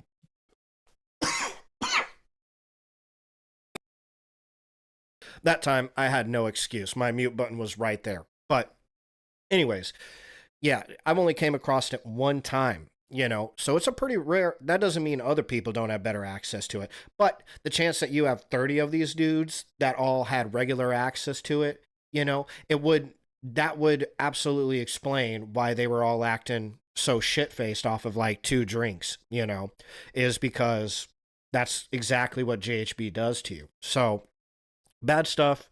Don't fuck around with it. But it's not likely to be a thing that you're going to go to the bar and you're going to run into somebody who has it on them. For one thing, a lot of times it's just a liquid. You know, it's kind of hard to sneak a liquid in versus, you know, a baggie of powder or pills. You know, GHB does come in the form of pills, sure. But, you know, again, it's one of those things where the access to it just isn't the same as all other drugs, at least in my experience. So that's interesting that it would be crazy if they all had GHB in their system and people are still like, well, you know, they're just having fun. Like, most people don't even know you can have that kind of fun with GHB. It's not considered that for most people. Most people, again, when I grew up in Dare was a thing when I grew up, we always called it Georgia Homeboys because that was like, you know, who's gonna rape you? The Georgia homeboys, you know, those people are rapey, you know. So we always called it that in good fun. No offense to anybody from Georgia, right? I'm from Wyoming. We have tons of rape and fucking sheep jokes, okay? So, you know, it is what it is, man. Nobody, you know, it's not a big deal. But in any case, like, nobody really sees GHB as a party drug anymore because of so many years of burning it into people's heads that this is used for other things, which it is, you know. So that would be crazy if they found it in their system and it wasn't, and then they still ruled it, oh, it's an accident, no big deal, they were just having fun. Crazy. Okay, we're going to watch just a little bit, like a minute or so left of this video, because it's a good video, and you should go check it out on Nick's channel. Dead in a body of water, days, weeks, or months later. most had injuries that were not consistent with drowning, and their bodies were found in conditions unnatural for drowning victims. And all were found with graffiti smiley faces at the location that they would have entered the water or where their body was found. Detective Kevin Gannon first recognized this trend in 1997 when on April 7th, 21-year-old Patrick McNeil was found off of a pier in the Bay Ridge section of Brooklyn, New York. We read about him Marks too. were found on his neck, along with charring on his hands and torso. See, that's his pretty body crazy. position in the water was labeled as being unnatural for a typical drowning. Weeks before, McNeil was seen leaving a bar appearing to be heavily intoxicated. As he began to walk out of view of the bar, some patrons noticed a car driving slowly behind him, but no one paid it too much attention. Despite the obvious signs of foul play, this case was quickly labeled as yet another accidental drowning spurred by excessive drinking. And since this case, it's estimated that potentially 300 other cases like this have been reported across the United States, which shows just how severe this disturbing trend is. Interesting. So we're going to end it right here. Okay, that is a good video. Nick Crowley, good job. Here, we gave him a like, give him a like. I did subscribe. Okay, yeah. Yeah, man, that's a really good video. You did a good job on it. Definitely go check that out on the Nick Crowley YouTube channel. But he's kind of going over some information we already know. If, we're going to look into it a little bit more, but that's pretty crazy if all those things are true, right? That over 300 people, in a large portion of them, GHB is found in their system, all that crazy shit, right? So, Nick made the point to mention that the police officers that are on the trail of this smiley face killer were pretty upstanding police officers that had a lot of respect when they were on the force. And that is important to note, right? Because if they had a history of just making up bullshit or being really bad at their jobs, then there'd be more of a reason to discredit this whole thing, right? I wanted to bring up Douglas Lee Gilbertson, right? Because he was in multiple interviews that we watched up to this point with Oxygen. Let's look a little bit into this feller, right? And off the back, it says, Douglas Lee Gilbertson used his BS to launch a rewarding and exciting criminal justice career. I got to call this subtitle out because when I read it, I did not think his bachelor's was what they meant by BS. That's what they mean. I thought they meant his bullshit. I thought they were saying Douglas Lee Gilbertson used his bullshit to launch a rewarding and exciting criminal justice career. I was like, ooh, spicy, shots thrown. And it turns out they just meant a bachelor's degree. So, okay. Douglas Gilbertson, a veteran of the U.S. Army, earned a bachelor's of science in liberal arts. That's the BS. From Excelsior College in 1995, and went on to earn a master's and then a PhD, now a professor of criminal justice at St. Cloud State in Minnesota. Most people know him as a teacher. Others recognize him as one-third of a team that investigates the cases of the smiley face killers. In 2005, Gilbertson was looking for a final project for his crime analysis, mapping, and profiling graduate level class when he came across names of young men who had gone missing and presumably died of the same cause. Nice, got that cough. He gave the topic to his students to research and profile, and also called a television producer he knew in the Twin Cities to record the students' final presentations. The video was posted on the internet, and that's when things took off. Oh, my AirPods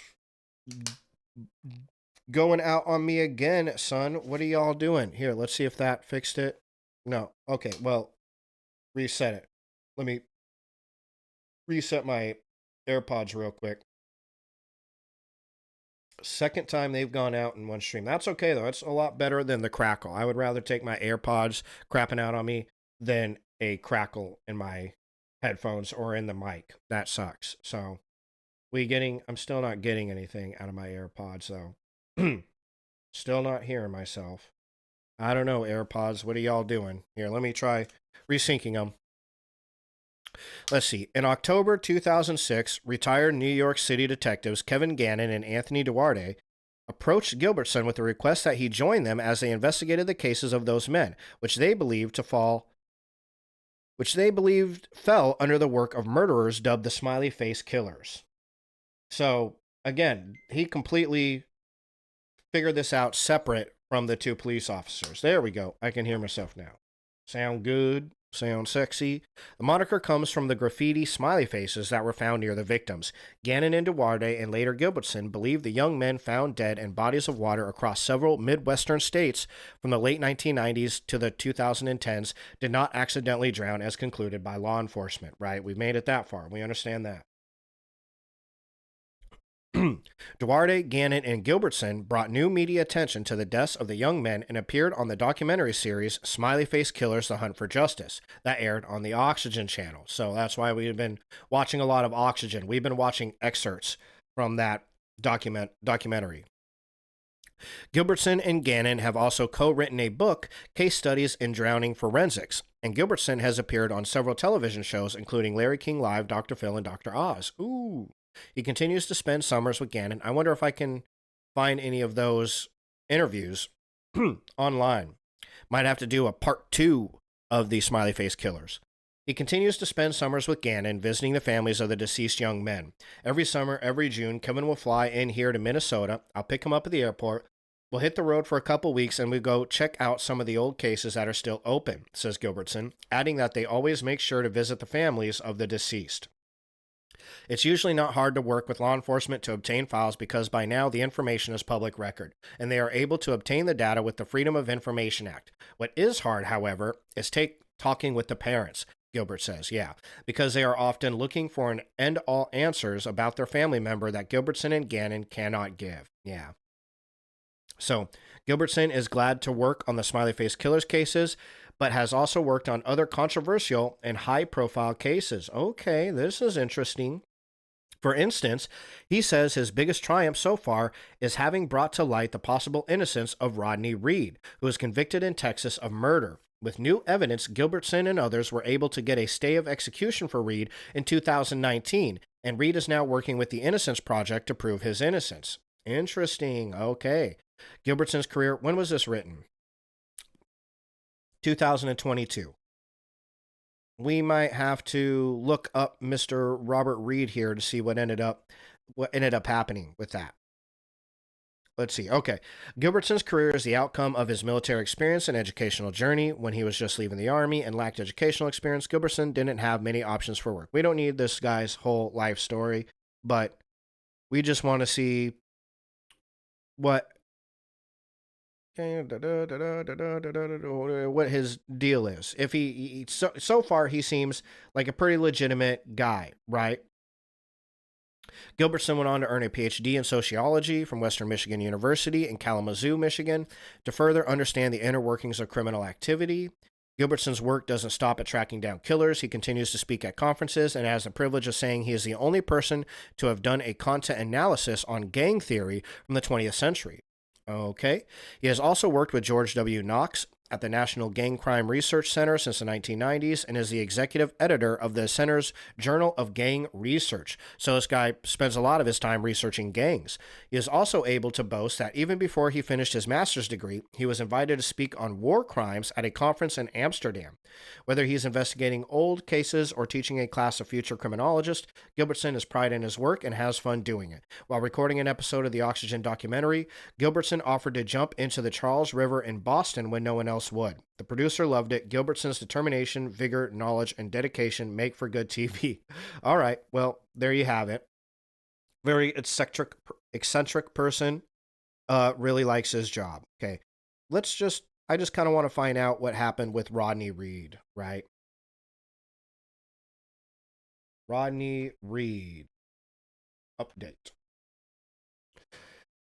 Supreme Court petitioned again by Rodney Reed for DNA testing in Texas murder case. Okay, this is in 2000.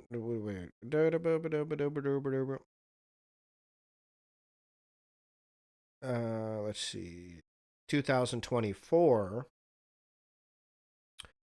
2024. Okay, 2025, June 11th. Supreme Court petitioned again by Rodney Reed for DNA testing in Texas. Okay. Texas death row inmate Rodney Reed continues to fight for his innocence. In 2003, the U.S. Supreme Court ruled 6-3 to throw out a ruling from the Fifth Circuit Court of Appeals that found it too late to order a DNA test that could exonerate Reed. Ah, interesting. Okay, so the Supreme Court said, nah, it's not too late for him to have a DNA test. On Tuesday, Reed asked the United States Supreme Court to intervene once again to allow him access to DNA testing so he could prove his innocence. Okay, so he's still going through it. He's still fighting. Interesting to see. Just wanted to see what came of that since this guy was a part of that, the Gilbertson guy. But Gilbertson here, it seems like he's legit is doing his job. You know, I typed his name in, and I couldn't find anything discrediting this guy, making it seem like he was a loony or just a wackadoodle, you know, just making shit up. Nothing like that. Nothing about him, like, really throwing himself too much in the spotlight. Again, doing shows for Larry King, Dr. Phil, and Dr. Oz regarding the Smiley Face murders. But he's got his fingers in a lot of pots. He's got a lot of different things that he does in this career, in criminology. Right? So it's not like he needs this in order to make money, right? But, you know, it's always that thing where it could be somebody's meal ticket, right? Anyways, we're going to go in a different direction here, look at some other information. So I got this article from Rolling Stones, and of course they expect me to pay them for it, which I'm not going to, Rolling Stones. The Smiley Face Killer's conspiracy theory died down, then came TikTok. How one viral video resurfaced one of the longest-running serial killer theories and sparked a conversation about the ethics of true crime. That's interesting, okay? So, like I said, remember at the beginning of the stream, I said we got a conspiracy theory for you guys that's kind of spooky. Ooh, it's got the serial killer angle to it, right? But it also is kind of pissing a lot of people off. And we've yet to get into that. How exactly is this upsetting people, right? And why? Well, Rolling Stones would have told us, but they wanted money for it, so I'm not going to give that to them. I looked for these TikTok videos, and the earliest one I can find was this feller, Ken Walks. Ken Walks seems to be big on the TikTok, the Tiki-Taki, 37,000 views. That's pretty good, I'm led to believe, right? My Cutie Pie does TikTok, and I think 37 views. Ooh, 224,000 views. That's pretty good, right? He's pulling in some numbers, this guy, okay? So this guy does business, tech, news, anything. He does anything, and he's in Chicago, right? I found a few of his Instagram and TikTok videos on the Smiley Face murders, and we are going to watch them now. Here's his TikTok profile, though, because he's got lots of videos on it. Way too many for me to show you guys. It would take me all night long, and I love you guys, but I ain't trying to spend that much time on this. So here's his TikTok. Let's see what he has to say about this. Let's get some audio. On it, you will find the locations of where 4 young... Let's revamp this. Okay. Listen. Last week. On it, you will find the locations of where 4 young men's bodies between the ages of 21 and 25 were found in roughly a 3-month span. The police and the news are reporting that these are unrelated and there is nothing going on here, and I'm here to tell you that that is just wrong. First of all, that map has the dates and locations of where the bodies were found, not where they were missing from. For example, Joel Ordundo found March 16th, went missing on February 17th, and we have no idea when Anthony Rucker went missing. I made my own map with just the information I was able to find online that's publicly available. Not medical reports, not detective reports, just internet. This is my map, and as you can see, it looks quite a bit different. Black pins are where bodies have been found, blue pins are where people were last seen, and these orange pins are where people were attempted to have been picked up by random cars. Oh. You're really gonna look at this map of where all of these attempted pickups, kidnappings, whatever you want to call it, happened, and tell me there's not some form of pattern here where these people were last seen? NBC had 4 people on their map. I have 17, and those are just the people we know about, because if their families didn't want to be made public, if they didn't have families, it was never reported. And I'm not even done. I'm about to go back to work. I'm gonna add Rosa Chaka and all the women who've gone missing in Chicago over the same amount of months. Also, NBC, if you're gonna use my theory and my comments in your video, at me next time. Happy to talk. Ooh, a little feisty, this guy. Okay, I fixed your map. You had the location and date of where 4 bodies were found in the water. I have 17. I have when and where they were last seen, where and when they were found, and the locations of multiple attempts to pick people up in fake taxis, Ubers, and Lyfts. Wow, that's a thing. Of course it's a thing. People are so fucked, man. God, people are so fucking weird. You're making a fake Uber to pick up people. Like, go get fucking women like normal dude, man. Go to the bar and buy him a drink. This is crazy. I will continue to work on this map. I've currently added the women who have gone missing as well, many of whom were never found. If anyone has any additional information, please let me know. If you want to access my map, you can find it in my beacons link in my profile. This is also happening in Austin, Minneapolis, Pittsburgh, Houston, and several other cities, and I'm investigating them as well. The Austin map is in my beacons as well. Stay safe and please look out for each other. No one goes home alone. No one walks home alone late at night. That's been, that's pretty good information, to be perfectly honest. Like, that's pretty fucking wild, right? Well, this is more or less the start of this guy looking into the Smiley Face murders, right? So let's look a little bit on that.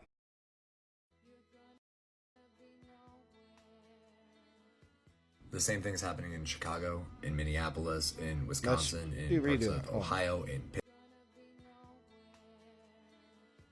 The same thing's happening in Chicago, in Minneapolis, in Wisconsin, in parts of Ohio, in Pittsburgh, and of course you have the Smiley Face killers in Boston.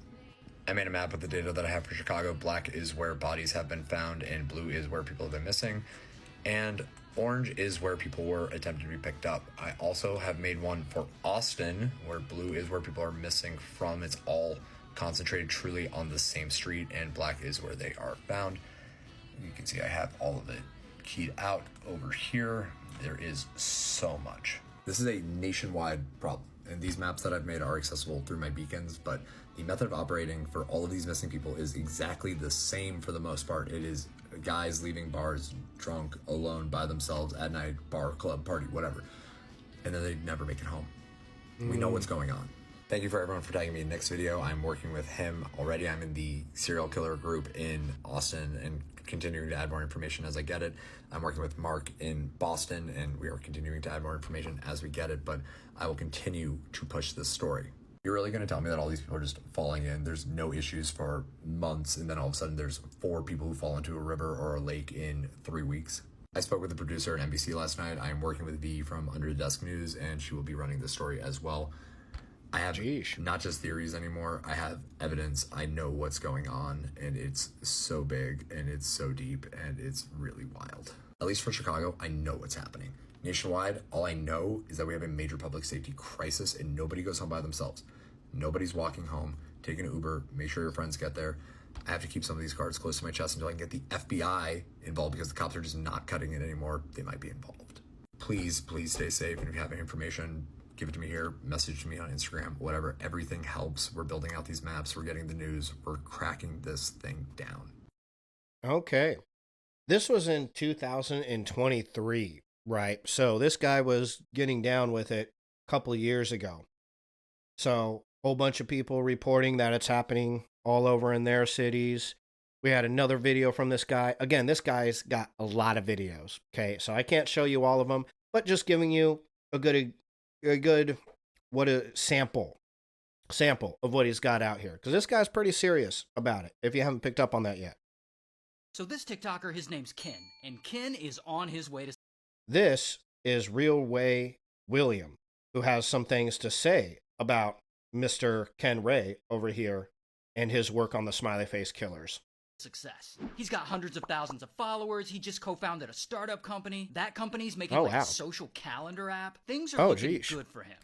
Until one night he goes out to a bar, and as he's walking home, a random creepy car pulls up next to him and asks him if he wants a ride. Then 6 weeks later, it happens again. Creepy car pulls up, offers him a ride. So Ken makes a TikTok talking about all this. Not take free rides from strangers. People are going missing. And that TikTok blows up, getting a lot of attention. From that point, his TikTok content changes, and he becomes sort of a true crime investigator. And all his videos become about investigating a... I like Ken with the swirly mustache and the pipe. He should own that shit. Change of style, swirly mustache and a pipe. Ken, do it. string of mysterious deaths across the country. I know how they're going missing, and I know what we can do about it. And from there, things escalate quickly. He makes a lot of videos. He says there's a group of serial killers out there targeting young men who are out late in the Chicago area. Shout out to Chicago. He's like pulling up maps. He's connecting all the dots. Then he takes all this information to the police. Police don't see this as a problem. They try to throw me out of the meeting. And police are no help, but his fans rally behind him because he is going to solve this case. And along the way, each of these videos is getting millions of views. And he's getting a lot of new fans. His account itself hits 1 million followers. I mean, he is quickly becoming like the true crime king of TikTok. And pretty soon, like a man dressed in all black comes knocking on his door late one night. And he's a private investigator and he's looking into the same string of murders. And he wants Ken to join his team. I'm gonna help them a lot with their tech stuff, with the map building. And at one point, even the FBI tried to recruit him. I have proof. We want you to be a part of the next generation of elite special agents. And eventually, after all that... I'm going to be honest, that looked like a basic recruiting thing. That didn't look like they were recruiting him for like actual investigation into like murders or nothing. They just said, hey, you'd be a good FBI agent with all this shit you're doing, you know? Work. Last night at 3 a.m, I cracked the case. And he ends up connecting all those murders to a group of serial killers called the Smiley Face Killers. But then, one day, during the middle of all this, he posts something weird. It's an ad for the social calendar app he co-founded. For the last 8 months or so, I've been building this app. And around the same time, people look at all this and they start to go, okay, hold up. And people start to get skeptical. Specifically, this woman got skeptical, Meredith. Now, Meredith doesn't like Ken. She thinks he's full of shit, so she does. We got it. No, okay, not the same. A deep dive, and she finds a post from Ken's social calendar app. Hold on, does that lady... Doesn't look like that lady. Not the same person. I don't think so. Okay. Company. And it's because this lady also does not like Ken. Swell Entertainment. We're going to hear from her in a minute. But anyways, let's keep looking.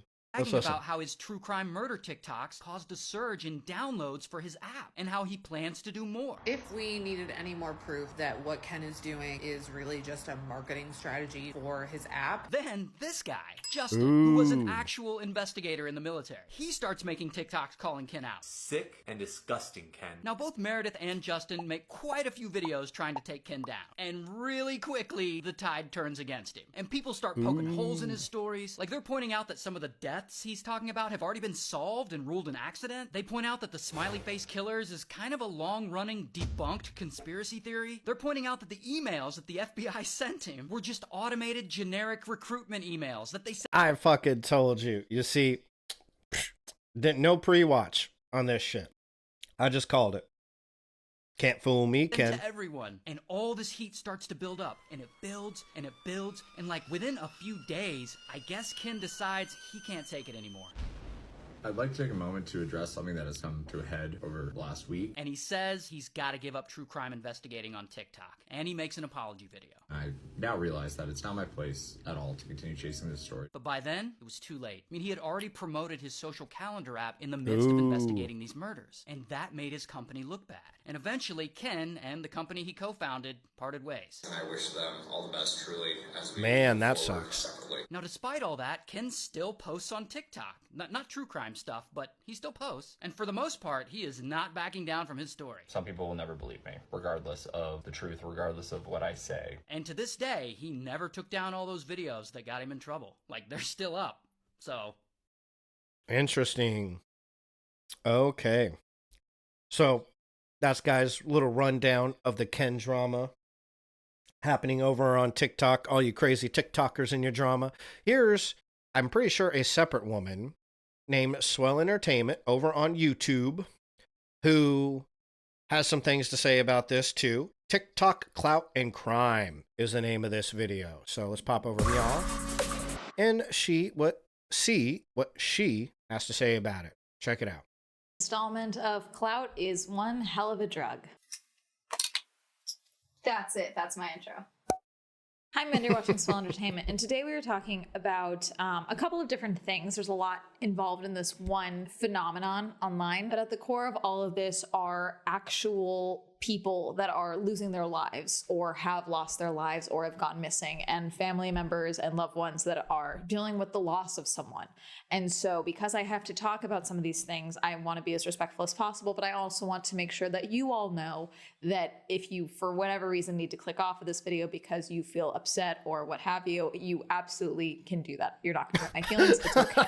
We're dealing. Look, I don't have a problem with trigger warnings, but somebody telling you, hey, you can click off my video if you want. Yes, I'm aware. Thank you. Thank you for that. Thank you for allowing me to click off of your video. That's so sweet of you. With sensitive topics, people have different tolerances for different things. If you don't yes, think you can we're handle aware. it, please do not suffer on behalf of me being able to get a few extra views, okay? Okay. So today we are talking about a guy named Ken Wax. Just a blanket, everything I am talking about is alleged. Nothing is confirmed. I am not saying that Ken has... okay. At the core of what Ken experienced originally, I think he experienced something that for him was very scary, and that it has blown up past that, and that he has lost the plot a little bit. Or, in I believe his own words, I think at one point he says he was lost in the sauce, the clout sauce, if you will. But I don't want to discount that I do believe he went through something that was scary for him. And that's his original video where he talks about how you need to be careful if you're a man leaving a bar because someone just tried to abduct me. If you are walking home alone by yourself at night in Chicago and a car rolls up and rolls down the window and someone inside the car, unmarked car, beater of a car, asks if you need a ride, do not get in that car. This has now happened to me twice in the last 6 weeks that I can think of. Like, people are going missing. Like, I think this is some kind of connection because, like, they're probably just waiting for people who are drunk and it's an easy target. Like, holy shit, stay safe. Like, do not do it. And when I originally saw this video, because this did pull across my For You page. I mean, I think that's a pretty good message, right? Even if it's bullshit, like, it's a good message. Don't get in strange cars with strange people. That's a good message. This happened, gosh, back at around the middle end of March is when I first saw his video. When I first saw it, I just truly thought, oh my God.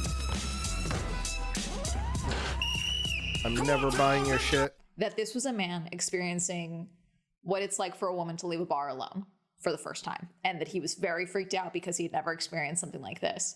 And that's all I thought it was. I'm not trying to discount that that was a That is extremely discounting. Holy shit. That's wild. I mean, again, first thing I thought was that's a really good message for people to hear.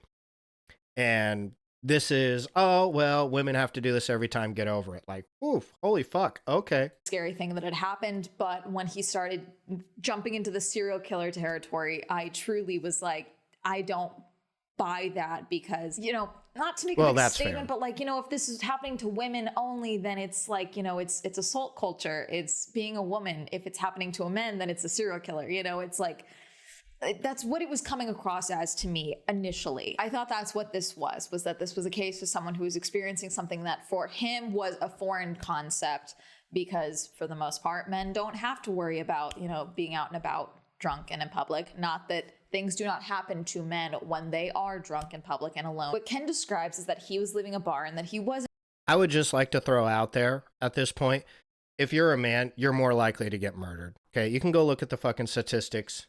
Men get murdered more often than women do. That's reality. Okay, so I don't know where this narrative comes from that you need to be more terrified of getting murdered if you're a woman. I get it. You're far more vulnerable. But the statistics are what the statistics are. Men get murdered more often than women do. Wasn't drunk, but he had left a bar alone late at night and someone had pulled up alongside him, asked him if he wanted a ride. He said no, and then they sped off immediately. And I think in one of the other, he said this had happened to him twice, and then he made his video the second time it had happened.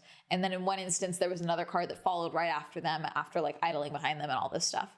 And I understand that in the moment, that is terrifying, okay? As someone who has had similar instances happen to me, not leaving a bar, but other instances of, I'm someone who travel alone. I go out alone quite a bit. This is very common, specifically after events, tourist spots. For example, you're waiting for a lift. There's a lot of surge prices. You got to feel like this happens all the time, right?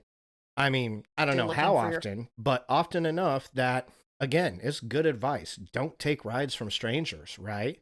Whoever you are, it doesn't matter. Like, that's some spooky shit. Phone and there is a lot of fucked up people out there. So it's a good, you know, message, a good point to have in your head. Someone walks up and says, you need a ride? Are you waiting for a ride? Just walks up to you and immediately starts trying to get you to come into their car. Traditionally, the answer is obviously, no, I'm fine. My friend is picking me up. No, I have a ride. They're almost here. That type of thing. Just getting them away.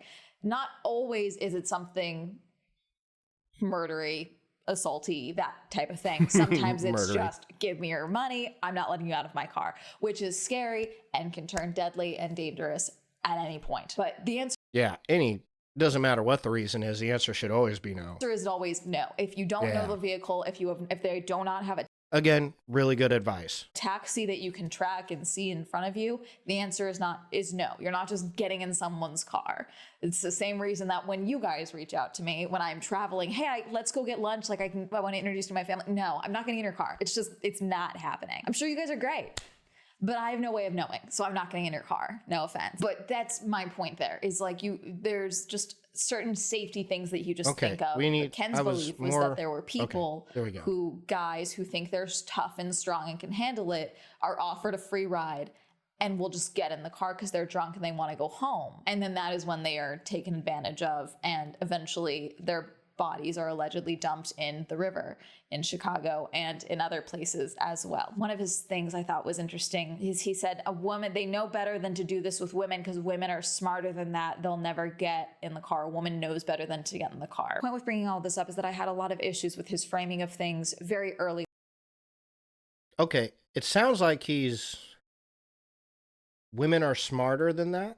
Ken said taken advantage of and eventually their bodies are allegedly dumped in the river. Hold on, I got to make sure I heard Chicago that right. And in other places as well. One of his things I thought was interesting is he said, they know better than to do this with women because women are smarter than that. They'll never get in the car. A woman knows better than to get in the car. Point with bringing all. Okay, so he's saying that men are dumb enough to fall for this.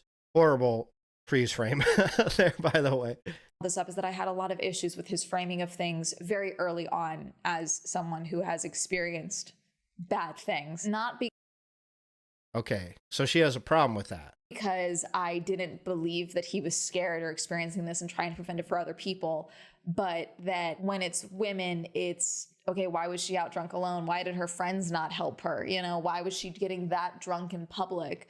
And then when it happens to men, this is an epidemic. This is a serial killer. Prior to I don't think he was saying any of that, though. He didn't say that. All of the situation, Ken was working at Walmart. He says that himself. In corporate level, I believe, is what he's saying.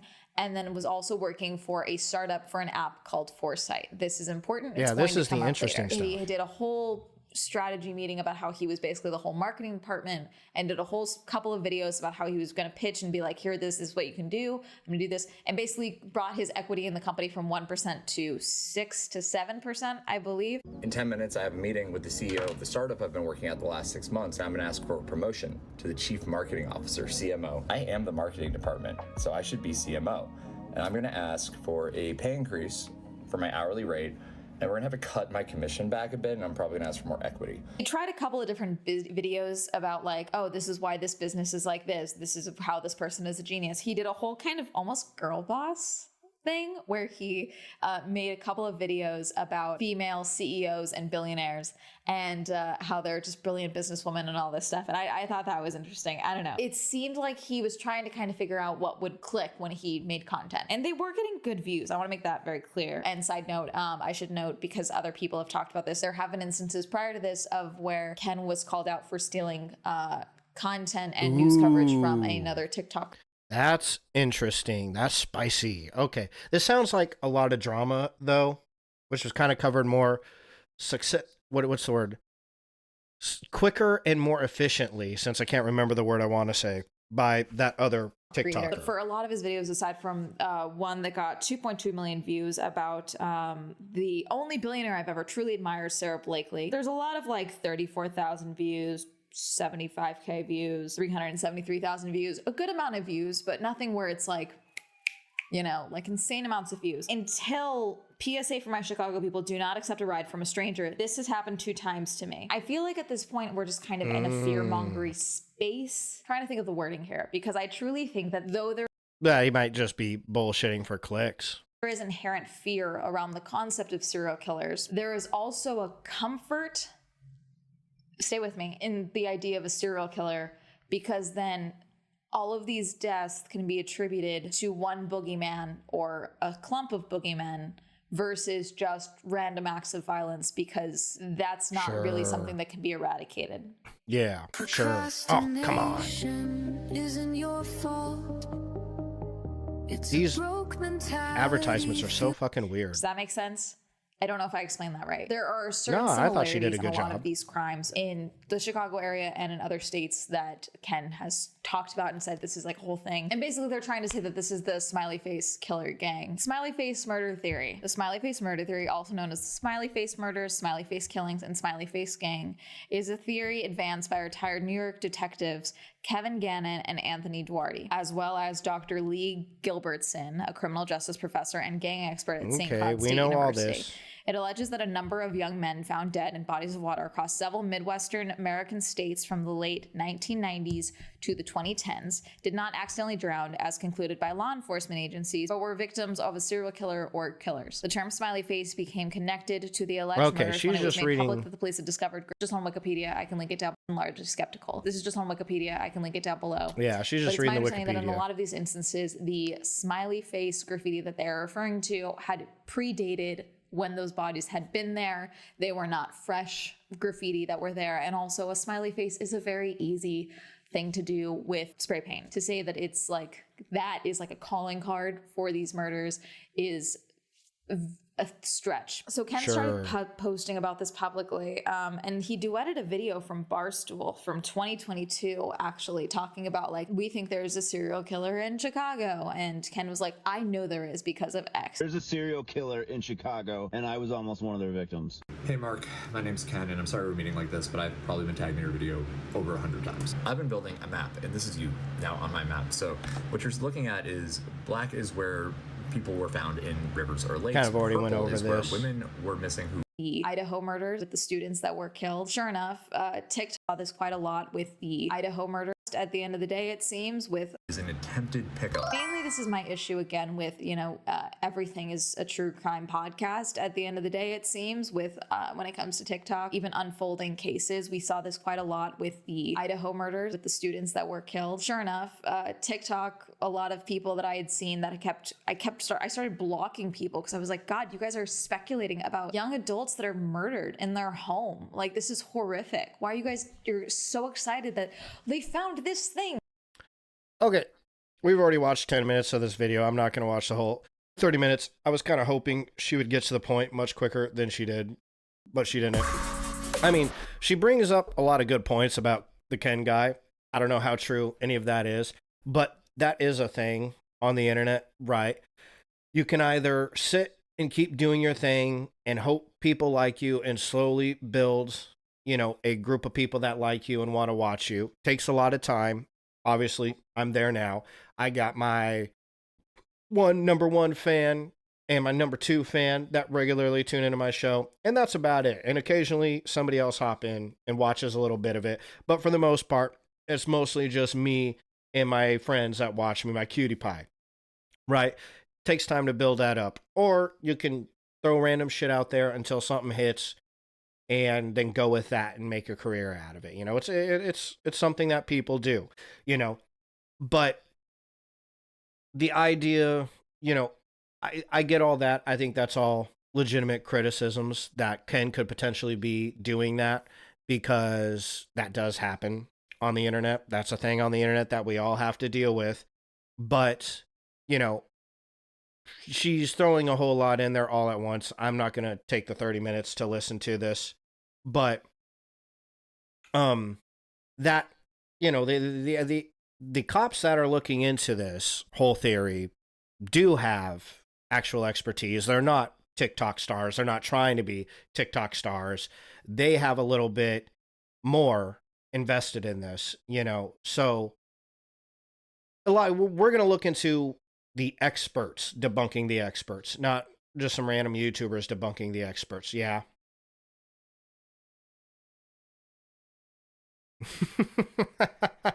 I'm reading a little bit of these comments. Him being like, they came to me and asked me to join the investigation, gives off I have a girlfriend who goes to a different school vibes. That's pretty funny. And I miss when true crime was a niche interest that we were ashamed of. Wow. Yeah, I disagree with that whole thing that the true crime thing is people, you need to be ashamed to be interested in it. It's like, oh, get over yourself. Nobody's, reality, man, is it's not destroying, hurting anybody to investigate these things. And if it does result in them actually catching something, then that's important. I don't think people looking, especially when you're talking about like Oxygen and the police officers, the ex-retired police officers looking into it, there's absolutely nothing wrong about that.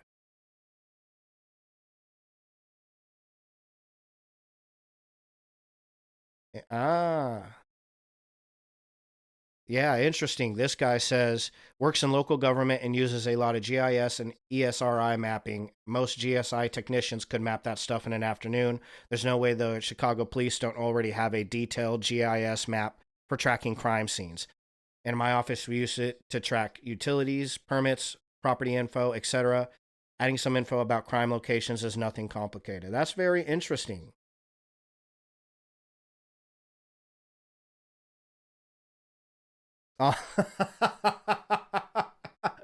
Okay, that's pretty hilarious. He really pissed me off with the whole they know better than to target women.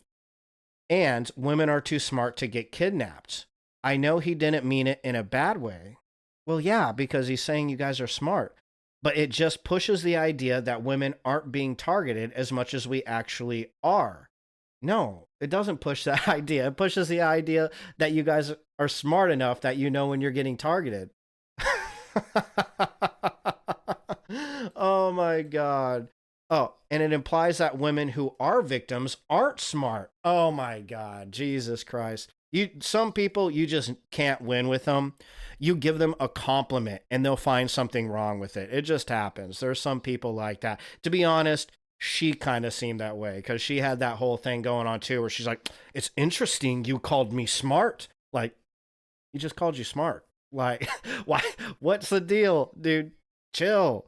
Like, goddamn, somebody tells you you're pretty, you're gonna freak the fuck out and thinks they're saying something horrible about you. So, anyways, you can watch the rest of her video. That is Swell Entertainment right there. Give it a like, right? Subscribe to her channel. And if you enjoy the rest of the video, it was just way too much information. I'm not gonna go over the whole. It's a 30-minute long interview on this. So she must have, and it, for the record, it looked like she was putting in her own investigation into Ken. I would like to note, though, she's upset at Ken for putting in his own investigations into this topic when that's exactly what she's doing to Ken. She's investigating and then giving her thoughts on what she finds on what this Ken guy is doing. Not proof that he's doing it, but her evidence that she found in her personal investigation, which is exactly what Ken's doing with these murders. Right. Now, if, like she had said, the other video said too, he might be dishonestly doing that just for clicks. And it's like, well, if that's the case, then that's pretty fucked up for sure. But if he's being honest and he was just interested and he wanted to just do this true crime thing, I don't really see a problem with it. She's doing the same thing with him, and her investigation would likely result in people, his life, everything he's worked for on TikTok being destroyed. I don't see him working towards anything that's destroying anybody's life. So that's one point that I would like to make there. But still, give the video a watch if you're interested, because she clearly did a lot of investigating on it. I don't think either one of them are particularly wrong investigating about it. Drama's interesting. Drama's juicy. It gets clicks. So in any case, I'm not going to spend 30 minutes though talking about drama in my video. So what I wanted to go to was the FBI statements regarding these deaths. Okay. And then we're going to go into the Center for Homicide Research and their statements regarding the smiley face killer. Yeah. And then we got some more expert opinions on the smiley face murder. So let's go into that. This is evidence for the opposite, that it's not a thing. So FBI released a really small statement. Over the past several years, law enforcement and the FBI have received information about young college-age men who were found deceased in rivers in the Midwest. The FBI has reviewed the information about the victims provided by 2 retired police detectives who have dubbed these incidents the Smiley Face murders, and interviewed an individual who provided information to the detectives. To date, we have not developed any evidence to support links between these tragic deaths or any evidence substantiating the theory that these deaths are the work of a serial killer or killers. The vast majority of these instances appear to be alcohol-related drownings. The FBI will continue to work with local police in the affected areas to provide support as requested, said Supervisor Special Agent Richard J. Colco, Washington, D.C. Okay, and that was in 2008, so it's been long running since then, but this is the only FBI press release that I could find on it. They released this in 2008, and that was enough for them, right? So make of that what you will. You can say, hey, they very thoroughly investigated this while it was starting and immediately put it to bed and then didn't need to look into it again, or they just decided on their own, and even though more evidence has popped up since then, they have yet to do anything about it. But in either case, this is their statement. That's what they say. That's their opinion on what's happening here, okay? Let's hop over to Center for Homicide Research. I'm intrigued in hearing their 18 reasons why 18 problems that exist with the theory of a smiley face killer. Let's look into it. Number 1, there's a problem of the time order. In science, we have to show that the 2 correlated factors occur in the corrective sequence. Smiley face graffiti must be proven to have been painted at or immediately after the time of the killing. Some of the photographs of the graffiti show faded, worn-out paint that looks to have been applied years earlier. Like we said earlier, it would be easy to at least give a rough estimate of the date of those things, right? Well, there you go. In other cases, the graffiti was found months afterwards. There is no proof of when any of them were painted. While determining age of paints is forensically possible, it is technically imprecise, only narrowing to the year of origin. In many instances, no smiley faces were found at all. That's true too. We saw that in other things, right? Therefore, the finding of these faces is most likely the result of chance. Interesting. Okay. And graffiti is omnipresent. Number 2, smiley faces were first invented in 1964 and have since spread everywhere. Smileys have now become a universal symbol of happiness. They exist anywhere from children's stickers to commercial logos. One reason this graffiti is found everywhere.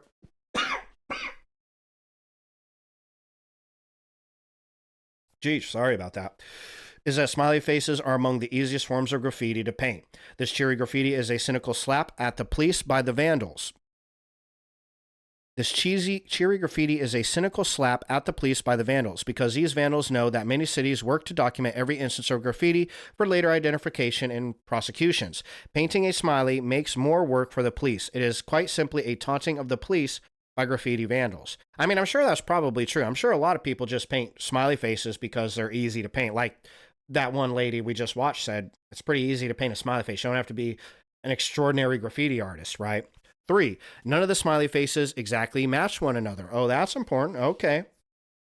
There is no common paint stroke, height, width, curl, whirl, or drip. Interesting, which makes it difficult to connect one incident to the next. Okay, fair enough. Good point.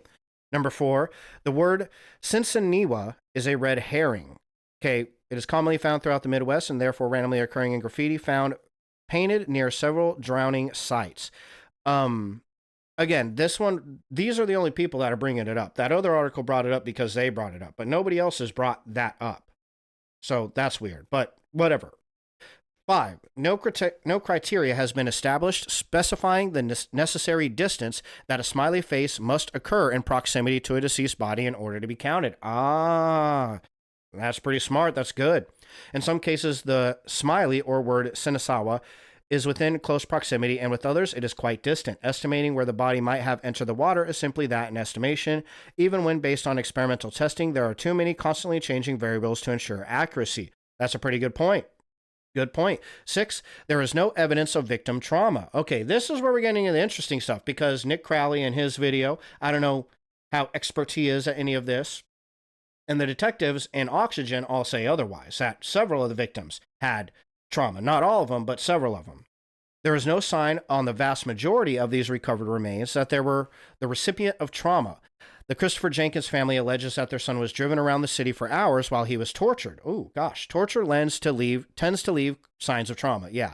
There was no physical trauma identified in this case consistent with an assault. In one death, McNeil, this evidence was present, but he was deceased prior to entering the water and did not drown. Ah, okay. So that was the death that was later turned into an actual murder, was McNeil. That one was fucking crazy. That they initially called it an accident is insane, right? That's pretty wild. But it looks like they changed that, right?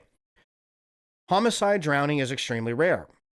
They only account for 0.2% of all U.S. killings. Of the few cases that are known to exist, most involve parents drowning their own children, or on occasion, a husband will drown his wife in a bathtub. In the United States, according to the FBI data, 907 homicidal drownings were recorded over the course of 21 years. Of these, nearly half were victims aged 8 or under. Considering the age range of the college students, using a liberal interpretation of ages 18 to 24, there were only 117 homicidal drownings of college students in the United States over 21 years. 0.03%. So that's a good important point. It's very hard to kill somebody by drowning. A lot like choking. People underestimate how difficult it is to actually choke someone to death. It's pretty difficult.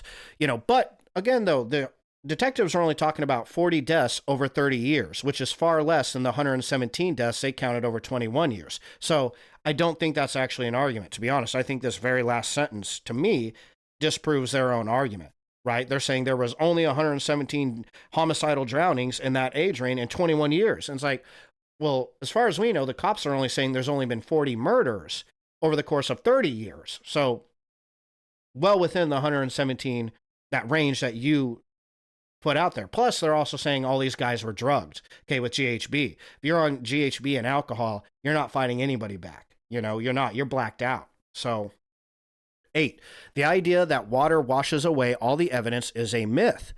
To the contrary, water that is cold, as in many of these northern cases, oh sure, right, acts as a deterrent to decomposition, thereby preserving the wound patterns. Ah, look at that. Very interesting. That's cool. Did not know that. Yes, water might wash off blood, but investigations show that much can be recovered from an immersed body, including the lifting of latent fingerprints from the surface of the deceased's skin.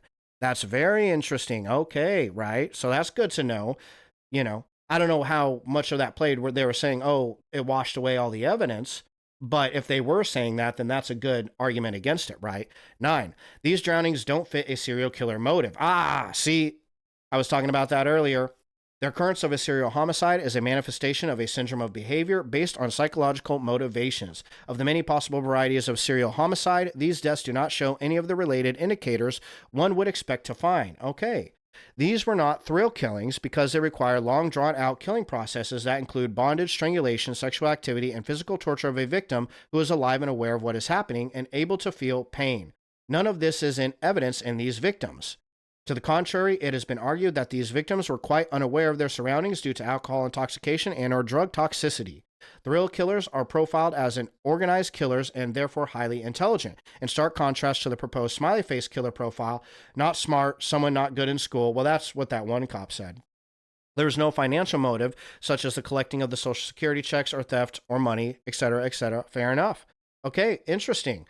Doesn't fit a common serial killer motive. That doesn't mean that there isn't an uncommon serial killer motive. That thing has to exist, but it would mean that it's uncommon, right? That's a good point. 10, confessions by correctional inmates are unreliable. In at least one suspected homicidal drowning case, an inmate confessed to his client cellmate that he was responsible for the death. Ooh, interesting. However, a claim by a prisoner convict of having killed one or several people is not credible on its own. Sure, many criminals make voluntary false confessions, up 12%. I don't know if that's many. I think that's more than you would expect, but I don't know if you can count 12% as many.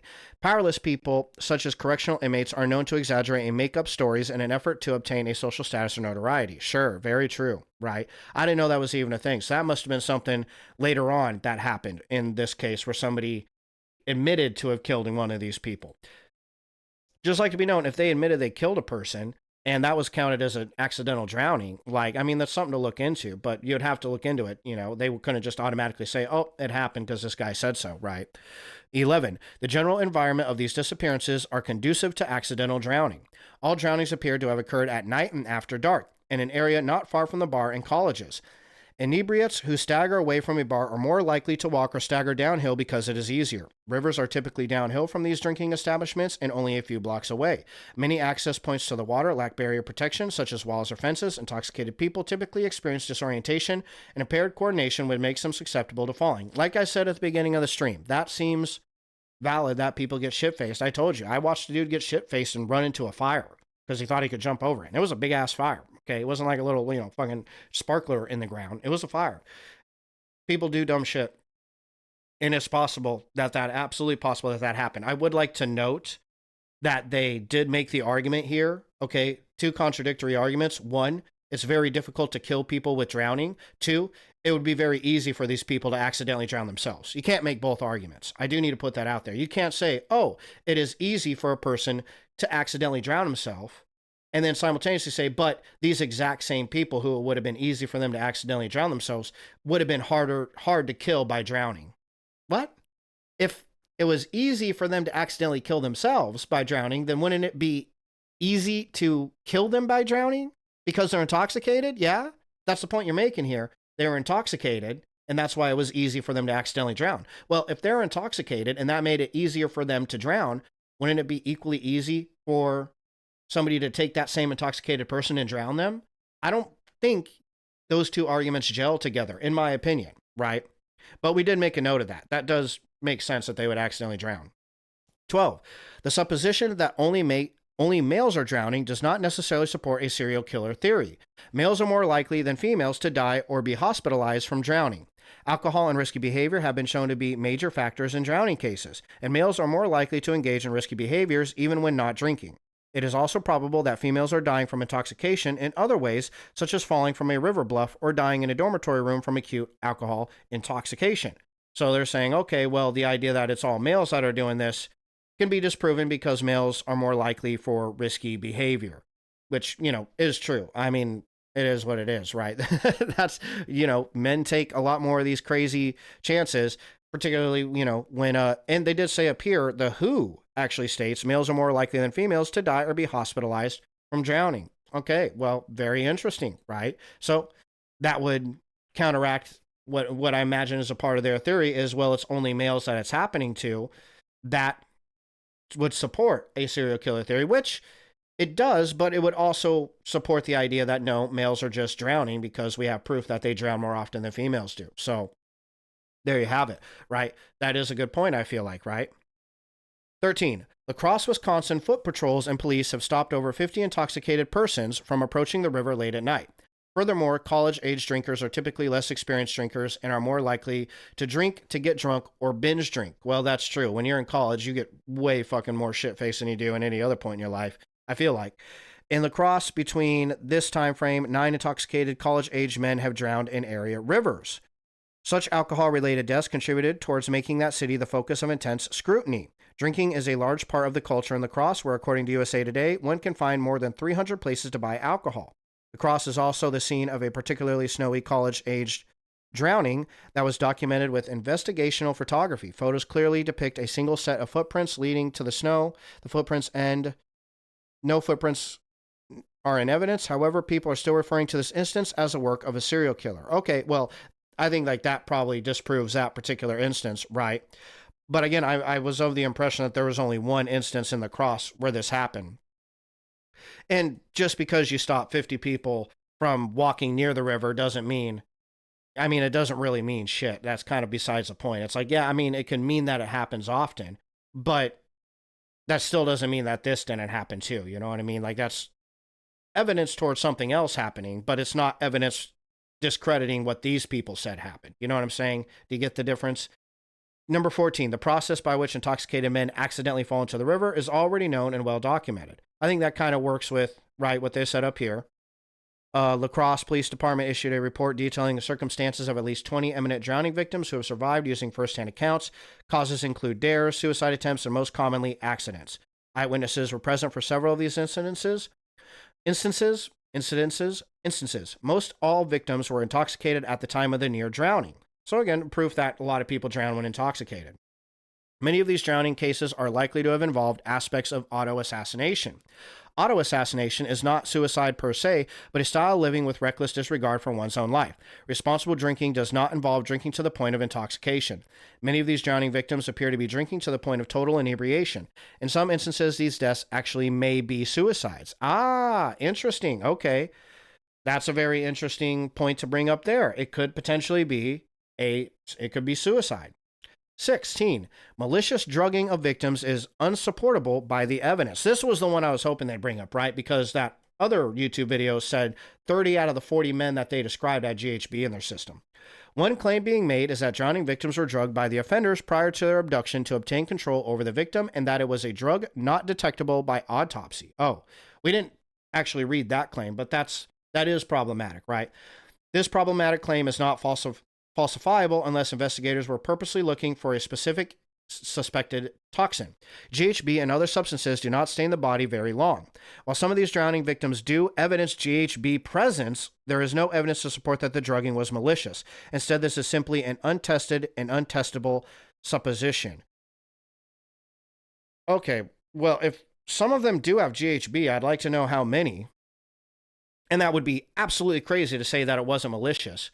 I mean, that's wild, dude. You find GHB, again, like I said, nobody looks at GHB and says, oh, that's a party drug. That's not a thing. It hasn't been a thing since the early 2000s when I was a kid doing GHB. Like, it was considered the date rape drug. You find somebody with died and they have GHB in their system, the automatic supposition would be somebody drugged them. That's kind of a crazy thing to say right there. Just that one sentence. Okay. What they're saying here, this claim that a drug was not detectable by autopsy, that is a crazy claim. If those detectives are claiming that, that's pretty fucking crazy. I mean, again, because like they say here, this is simply an untested and untestable supposition, right? I mean, you can't take it seriously because there's no way to falsify that claim because they're saying it's an untestable drug, you know? So I totally agree with them on that. 17.